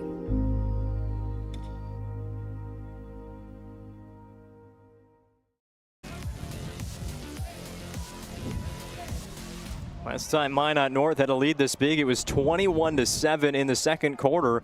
Wahpeton was able to erase that deficit in the second quarter before halftime. But now they have just 6 minutes and 34 seconds to play. And they'll have this very important drive that needs to end in 7 points, or at least 6, starting at the 32. Yep, this is a drive here that Wahpeton's going to need be very efficient here offensively. I could see Kubla, having them kind of stretch the field here a little bit and have him try to create a little bit something here on for himself with a steady, a little dosage of Mauk here running the football as well. Head coach for Wahpeton, Wade Gilbertson, in his 6th season, 14-33 as the head man of the Wahpeton football program. He's been the head coach for 6 seasons. He was around as an assistant coach a little bit before that in Wahpeton, and trying to dial up the right play call here to get Wahpeton back on the BNC National Bank scoreboard. They have not scored in the second half. Yeah, I think you're going to see Wahpeton here. They're, obviously North is going to play back here a little bit. They're going to let Wahpeton complete some passes underneath, and the big thing here for North is to just keep everything contained and keep everything in the middle of the field and keep that clock running. Well, Trayton Mauk's yard per carry average in the first half was absurd. It's probably around 50 yards, but here in the second half, right around 1 yard per carry for Trayton Mauck, as he has been held to absolutely nothing by the Minot North defense. Pass on third down. It's a catch made by Braden Steffens. He's been the safety valve for Wahpeton today. Yeah, nice thing is he catch ball, first down, so the clock is going to stop. And it actually kind of looked like he may even got out of bounds too, so that even will stop the clock even and wait for it to start on the snap. But a great job here by North. Again, they're letting Wahpeton kind of catch the ball in front of them, and then they're just doing a great job of wrapping up and bringing them down on the after they make the completed pass. Bjorn Kubala will give to Mauck, and again that defensive line for Minot North is having their way here in the third and fourth quarter. Ethan Howie again. Yeah, I think I think eventually, sooner or later, Wahpeton's going to have to maybe, as much as they want to try to get Mauck the ball and run the football, they're going to have to try to air this thing out a little bit and maybe just one of those things where they just send everybody deep and let Mauck kind of come underneath. 2nd and 11. It will be Mauck. As you said, Corey, right near the line to gain. Wahpeton needs the 41. They'll be spotted just past the 43-yard line. Third down and very manageable here for Wahpeton as they bring out the up-tempo offense once again. 2 receivers right and 1 to the left of Bjorn Kubala, the senior quarterback. He gives to the senior running back, Trayton Mauck. That is a first down for Wahpeton, but they're going to need to keep some pep in their step. There's 4:38 to go in the fourth quarter. Yeah, they got the first down here. The clock's going to stop here. As soon as the chains are set, it's going to get going. Wahpeton's got to have their play ready to go. Minot's got to be a little bit more careful getting guys subbed in and out. They got to make sure they do that a little quicker here. They don't want to get caught off guard. Here's where those summer practice sprints come in handy. Catch made by Jackson DeVries into the Serve Pro red zone. The Wahpeton Huskies are on the move, or are they? There is a penalty flag down back at the 46-yard line. Here's the Ryan Family Dealerships replay of a play that may or may not count. It will not count. Yeah, that's too bad for Wahpeton. They had kind of a nice drive going, a big play there that that they were looking for, that they needed on this drive, and then to get called for a holding here and back them up a little bit, that hurts more than probably almost that 97-yard drive earlier in the first half. This is the time in the game here where you want to be as efficient as possible, and you can't afford to have too many mistakes, especially one that backs you up that far. First down and 20 from midfield. Same formation. Could it be the same play? Trying to get DeVries on the fly route in the slot. Pre-snap penalty. False start against the Huskies. And it was on the near side receiver who's new into the game, Caden Barth. He's listed as a starter but has not seen a target today. Wide receiver jumps off. Yeah, again, that's just one of those mistakes that, anytime else during the game it doesn't seem like that big of a deal, but after you've committed a 10-yard holding penalty to back you up another 5 on you're turning first into, you're now sitting at 1st and 25, and now Minot can be a little bit, they can just kind of let their sit and let you complete the short passes. Huskies from their own 40. They need to get to the Minot North 30-yard line. When they're on their own 45. Mauck to the 50. Gets back the penalty yardage from the false start. Brings up a 2nd down and 20 for Wahpeton. 3:30 to go. Everybody moving around. Huskies trying to figure out the play call. They also have a new receiver in on the far side, Trayton King in the slot. Kubala has a lot of options here, including Jackson DeVries over in the middle. There he gets the first down. There's no flags on the field this time. That one will be good for a Wahpeton first down. I was just, I was just thinking to myself, I was kind of waiting to say it. It seems like Wahpeton is being a little, they're not being too overly enthusiastic about getting some plays here called. They let a lot of time tick off the clock there, but a big first down here. Now you're going to be able to take some shots here in the end zone. I believe Wahpeton has 3 timeouts left, but they just got granted some extra time as the clock never started when the chains were set. So I think you had head coach Jacob Holman kind of realizing the urgency here. He was kind of trying to get the crowd kind of going here to get the backs of the Sentinel defense here to try to kind of put a halt to this momentum here. But like I said, I think North is going to, Wahpeton's got some chances here. They're going to be a little bit more aggressive here, take some shots in the end zone. You just shave off 2 seconds from the clock. Bad snap. And Kubala went down on a knee to pick it up. And Wahpeton, the clock does not stop here. So we'll show the Ryan Family Dealerships replay. But the Huskies going backwards once again as have to stop that one because they're back to play. 2nd down and 16. Kubala, deep drop back here. He's going to have to run away from trouble again. That is batted down and not intercepted. Gunnar Jost. Another one of those kind of second string defensive players getting in here late in the game, trying to save some energy, and nearly had the game sealing interception. Watch this one go right through the gloves of Gunnar Jost. Yeah, he did. Gunnar did a great job of disguising that coverage. He just kind of sat back and waited for Kubala to kind of roll out, and then as soon as Kubala was ready to release that, he broke up, made a great break at the ball, and yeah, just kind of let that thing slip through his hands. 3rd and 16. Pass caught by Steffens. He has been the most targeted receiver here in the second half. It is a gain of 6. We'll get back to the original line of scrimmage, but 10 yards to go on 4th down. Wahpeton has no choice. It's not a field goal. It's not a punt here. It has to be going for it. Yep. And the nice thing is here, they don't, you don't have to score the touchdown here. Just get yourself 11 yards, keep the drive moving, and keep it going, keep the drive going and keep momentum kind of on your side. They've had some miscues here leading up to this, but this is a big 4th down play for them. Obviously they're gonna put this thing in the air. I'd like to see maybe Malk try to leak out here a little bit and maybe sit down at that 12-yard mark and pick up that 1st down. Timeout taken by Minot North to talk over their defense here. Not only is it an important play for Wahpeton offensively, it's an important play for Minot North defensively, and the Sentinels have just 1 timeout remaining.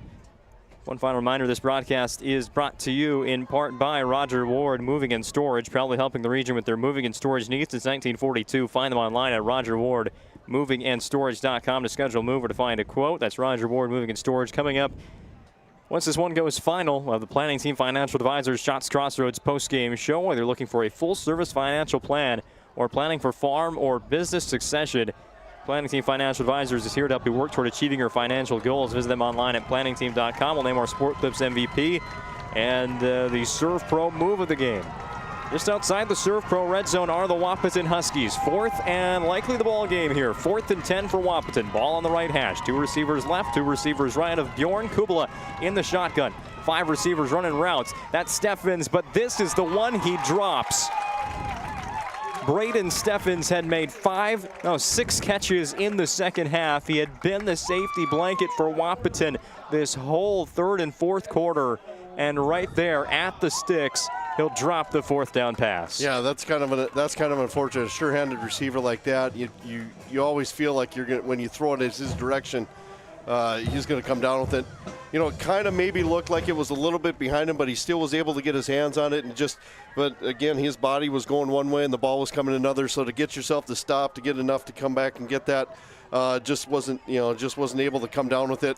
But with timeouts, Wahpeton's got timeouts. If they can get a stop here, who knows? I mean, there's still plenty. There's still 2 minutes left, but big thing now for North is to get a 1st down. Josiah Jackinet.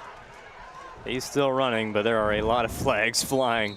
The officials, and Minot North was called for 1 penalty last week against Century's JV. There have been, I'd say, probably 20 penalties in this game, probably 10 for each. We talked about that a bunch last weekend in the game. We talked about it earlier before we went on the air today, and I don't know, we maybe kind of jinxed ourselves a little bit, but this is definitely something that that has cost them some momentum in some drives and cost them some big plays every once in a while.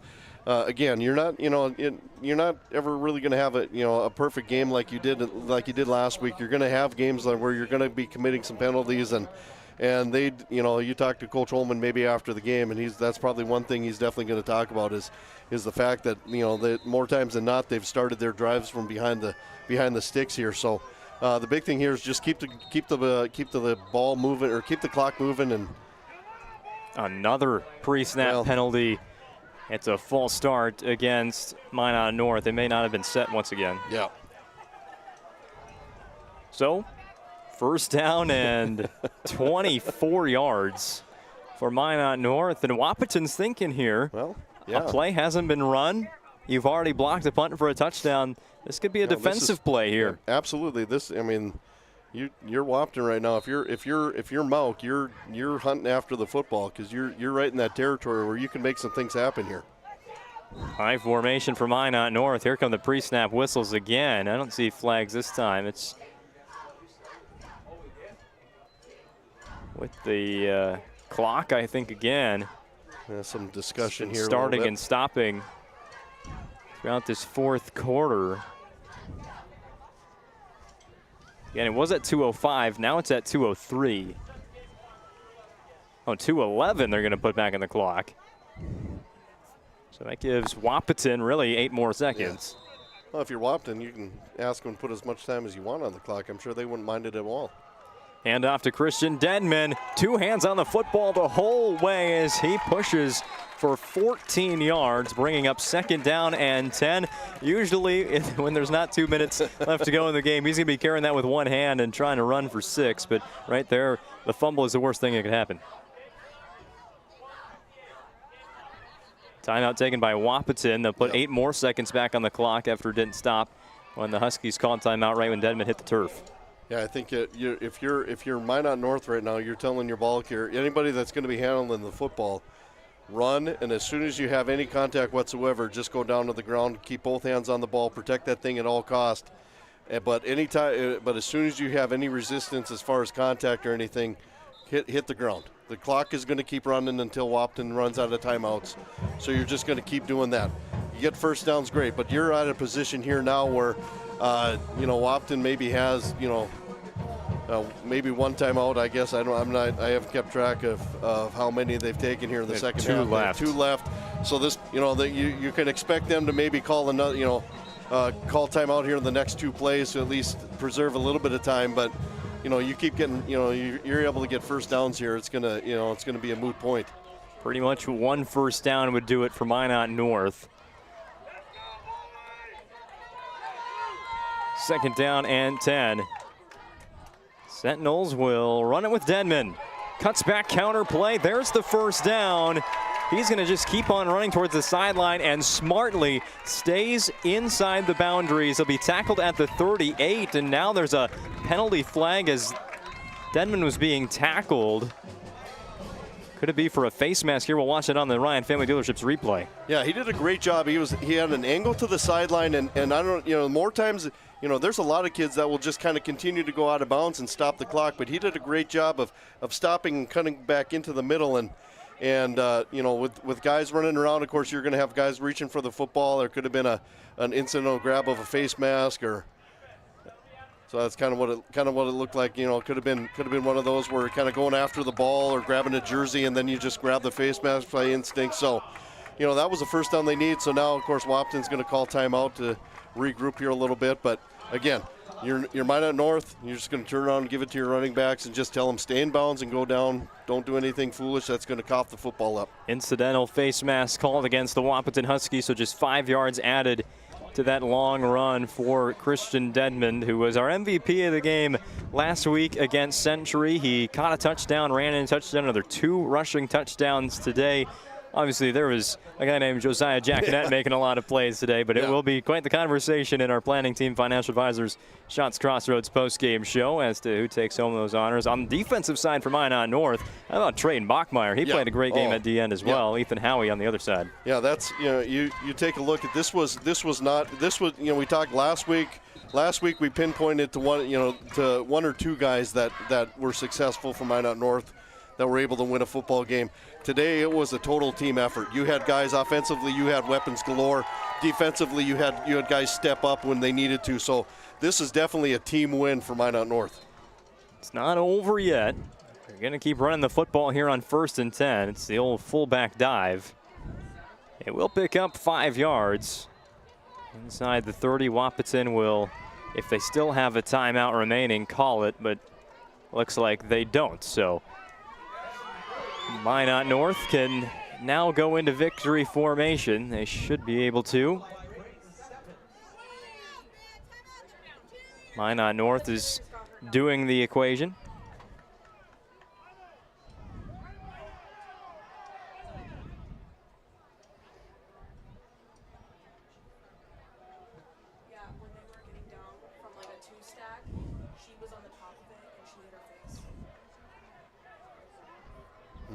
So some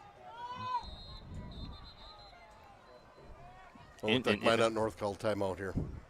There's some other action going on the track. There's going to be there's a timeout for Minot North. Again, they're with 59 seconds left, but a cheerleader just got injured on the track doing a stunt there. So that's where a lot of the attention from the crowd went, where the cheerleaders fell. But yes, it is a timeout taken by Minot North. Wahpeton has none left, so the Sentinels should be able to just take 2 knees here and get to 2-0. Yep, it kind of looked like Blickery was just going under center in the victory formation here. So I'm sure that's North just wanted to call timeout just to just make sure everybody's on the same page. The nice thing now, you just let the officials know that, hey, we're going to take this victory formation. They let the defense know we're not, nothing fancy is going to be going on here. The last thing you want to do is guys, shooting, diving after legs, and somebody unfortunately getting injured on a play that necessarily wouldn't need to be run like that. So you're just going to go into victory formation, secure the football, just make sure everything is all right. But it looks like they put some more time on the clock, so looks like they're going to run at least one play. It still would work to take 2 knees, but Blickery will be taken down. Trayton Malk adds a tackle for loss to his great day all around. Running the football, catching the football, blocking punts, making tackles. And now a Minot North timeout, and this really there is okay, so the simple math here. You have 40 seconds between plays. You take 1 knee there with 1:01 left. You can get that down to around 30. 1 more knee, you don't even have to run another play for 4th down. But now you call a timeout, 54 seconds left. 3rd down, you can't take 2 knees anymore. And Minot North will be playing out the final 54 seconds with some different play calls and the best play call in football. Yeah. I mean, it's just kind of an awkward end to the game. Just again probably just reteaching some things, probably more or less just making sure everybody again is on the same page as far as what we want to have done, and just making sure that we're taking care of the football, and so just one of these things where let's run the play here, but you run around, fall down, run around, try to use up as much time as we can, get to the ground, the clock's going to run, take a delay of and just go from there. So high formation, 2 receivers near side, nobody to the wide side for Minot North. They fake the give, and Blickery will pick up the 1st down, dive ahead. No need to pick up any more yards. So I think now officially, Minot North should be able to take the knee. We don't want to see any like the University of Miami last year. The clock will start up again with 45 seconds, so Minot North will have to run another play. Now a little bit odd, but it worked out in the end for Minot North. Yeah, odd end to the game, but here we're going into the victory formation, and he's going to make sure he's not going to snap this football until it's about 1 or 2 seconds left. It really doesn't even matter anymore. Yeah. There's the 25, so Blickery will take the knee, and that will do it. Minot North is 2-0. They pick up their 1st win against a varsity opponent, the 1st win in AA. Many said that this would be the first real test for Minot North, and they pass it. Hosting Wahpeton today, 35-21. We'll break it down, also look ahead to next week for these 2 teams when we return with the Planning Team Financial Advisors Shots Crossroads post-game show. Sentinels 2-0 at home this season. We've changed our name, but we haven't changed the DNA of who we are. We still offer the best product at the best price with the same people. For over 25 years, we've been your only choice for tires in the local area, providing all major brands under one roof at a fair price for your family's budget. Plus that excellent service after the sale with free rotations, free alignment check, free flat repairs with our exclusive Plus plan. That tradition continues today. Looking for tires you can trust? Choose us. Trusted Tire and Auto. When it's time to choose your team, you want to pick the best. I pick Carson Wentz. I pick Hunter Lipke. Where'd you come from? I was in football, just like you. Always choose people you know and trust for your team, like your community bankers at First Western Bank and Trust. You can bank on us. For decades, Nodak Insurance Company has been serving our state's residents in good times and challenging times. We come together for the greater good, from simple acts of kindness to company-wide efforts that make a difference in our community. It's who we are, rooted in North Dakota and ready to serve when it matters most. Nodak Insurance Company, agents with answers. Darren Johnson, Cody Olson, and Scott Wilkins, your agents with answers in Mandan. You have built an amazing life by working hard and doing your job well. Delivering financial advice is what we do well. At Ameriprise Financial, our job is to use our skills, experience, and research to help you become more successful in today's economy. What we want you to walk away from each encounter with is satisfaction in knowing that together, we've done what we can to help you work toward a better future.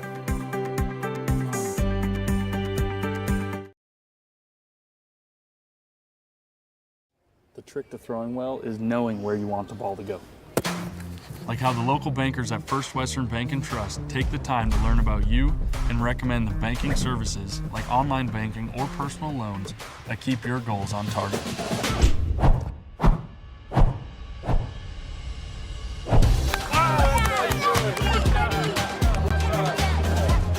First Western Bank and Trust. You can bank on us.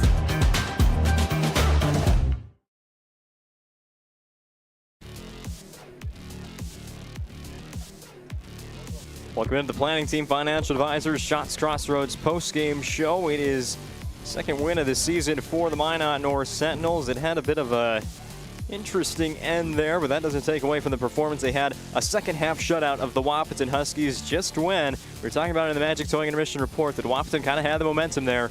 They came back from down 21-7 to tie right before the break. Minot North's defense does the talking in the second half, shutting down Trayton Malk and picking up the win. Yeah, that was a good defensive performance in that second half for North. They were able to, like you said, they were able to shut Malk down and then just kind of really limit the big plays for Wahpeton through the air, especially. Even though, we saw that in the first half by Wahpeton, they were able to kind of complete some big passes or have the potential to at least. But as far defensively, the North did a great job of kind of shoring some things up at halftime. They obviously made some changes there.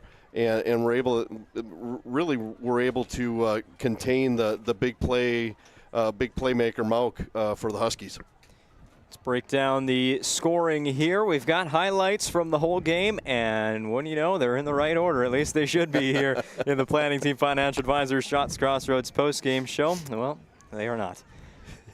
Your post-game headquarters is Shots Crossroads. Order online at shotscrossroads.com for their delicious menu that includes the famous number 99. Team buses are always welcome at Shots Crossroads. And be a long trip home for the Wahpeton Huskies tonight, but they still played a really nice game of football. You match up what they did today versus what they did at home against Kindred last week, and there was a lot of improvements, better defense. They were able to stop the run there for a moment in the second quarter and in the third. Offensively, they were more on target with their passes. There was a lot of positive takeaways for Wahpeton today. I think so too. I think, like I said, talking with my dad back, who still lives in Wahpeton, and some of the other people back there, what they saw last week against Kindred was clearly not what we saw tonight. And I think what we saw tonight, is going to be kind of what Wahpeton's MO is going to be for the rest of the year. That obviously Malk is going to be a key focal point their offense, and if you can contain him like North did in the second half, you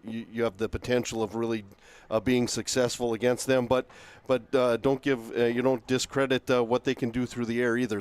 Kubla showed today that he can scramble with the best of them, and he can find receivers, and he's got guys that can catch the football for him, and that's the big thing too. So offensively, I think if they can find a time when Mauk is running the ball well and they're completing passes, they're really going to be headaches for teams in the East. And so this, I think, is what we saw tonight from Wahpeton, I think, is kind of what they're going to try to do. They're going to try find that perfect balance between Mauk and the aerial assault that they can put together.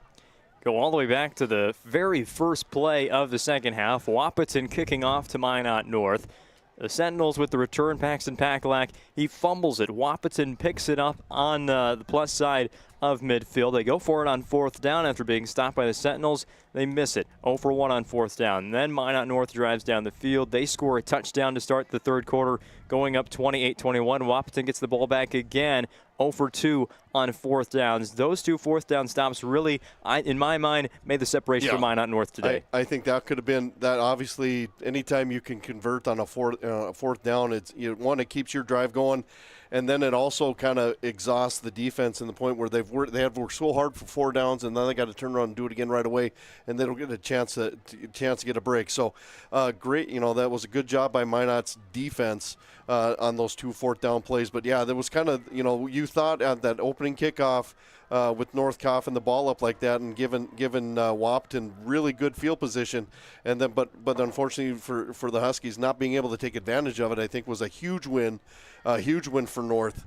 And then it just kind of went back and forth there for a while, and then North was able to kind of get that 2 touchdown lead again, and so it was definitely a tale of 2 halves for Wahpeton. They did things really well in the first half, and then they just were really struggling to kind of find their groove offensively in the second half. Let's hand out some awards, shall we? Let's start with maybe the easy one today, I guess. The Surf Pro move of the game with 24/7 emergency service and trained technicians specializing in fire and water cleanup and restoration with most advanced technology. It's Surf Pro, and without giving away the MVP, I think it's just right that we give the Surf Pro move of the game to the guy that made all the plays for Wahpeton today, Trayton Mauk. Yep.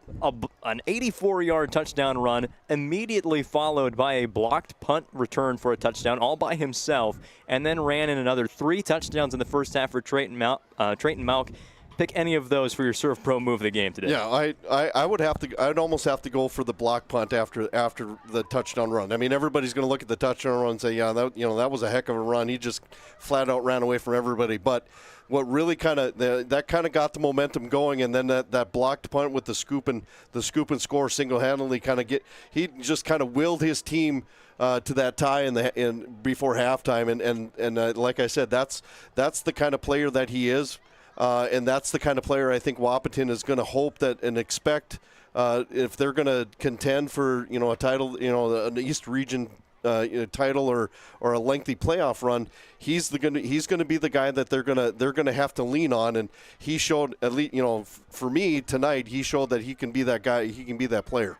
As for the Sport Clips MVP of the matchup today, Sport Clips brings the MVP.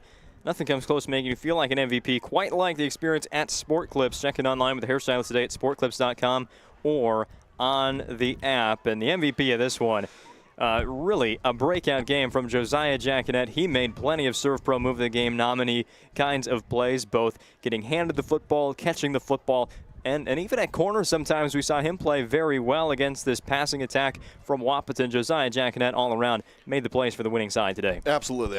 I think hands down that he by far is the guy that kind of came out of the shadows. We didn't, like we said, we didn't really mention his name a whole heck of a lot last week against Century because it was the running game of Denman and Berg and Blickery that kind of carried them to the victory there. But now, like I said during the game, now Minot North has found that perimeter offensive weapon that can complement the inside run game, and he is just going to be again.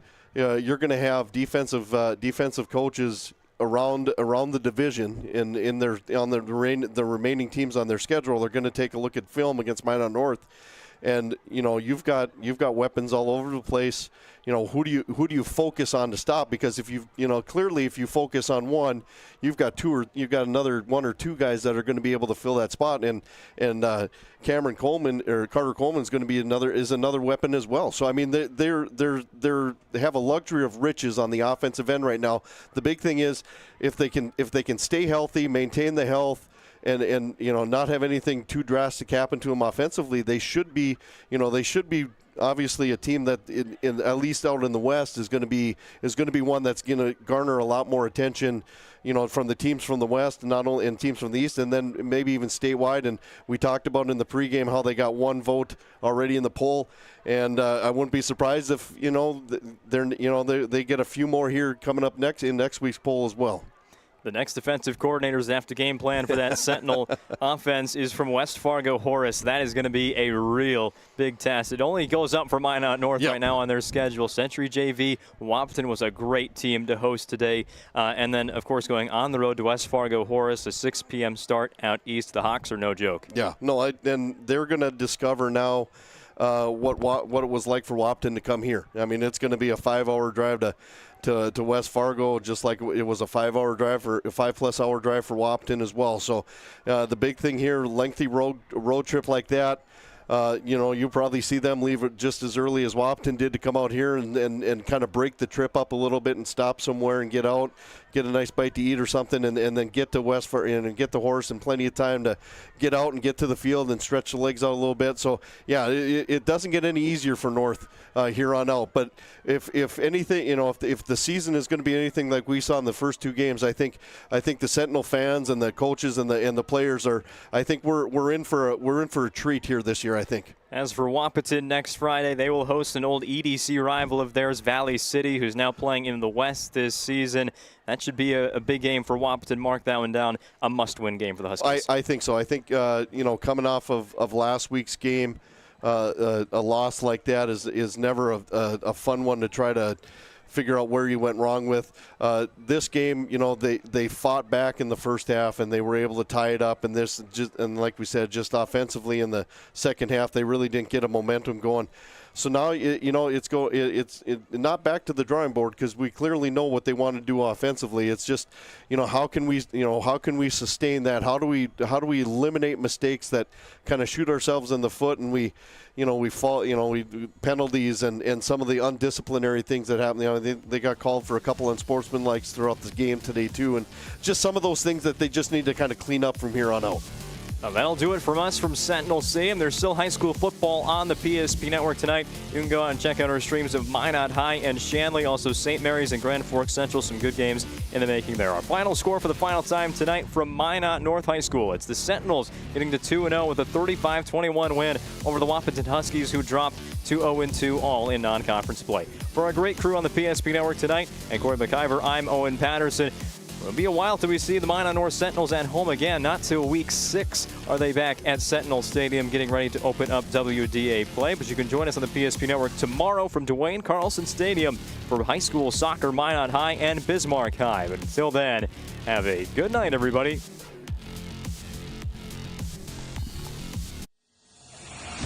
This presentation on the PSP Network is proudly brought to you by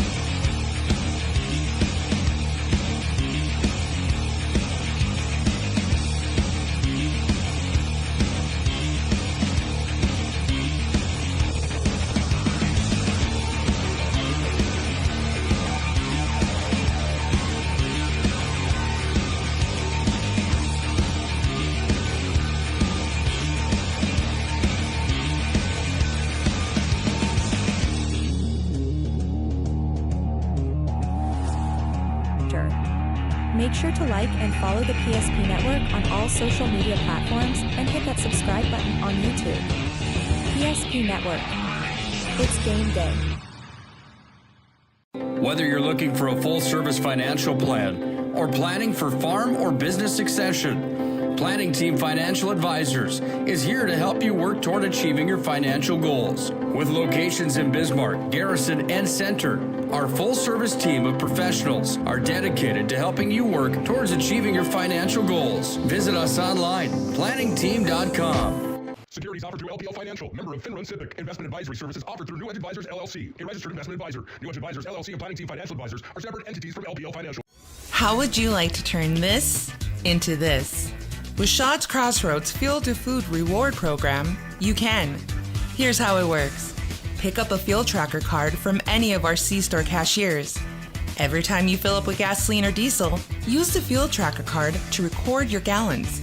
Once you reach 1,000 gallons, you'll be eligible for a $10 gift card to Shaw's Crossroads Restaurant. Start earning your rewards today at Shaw's Crossroads.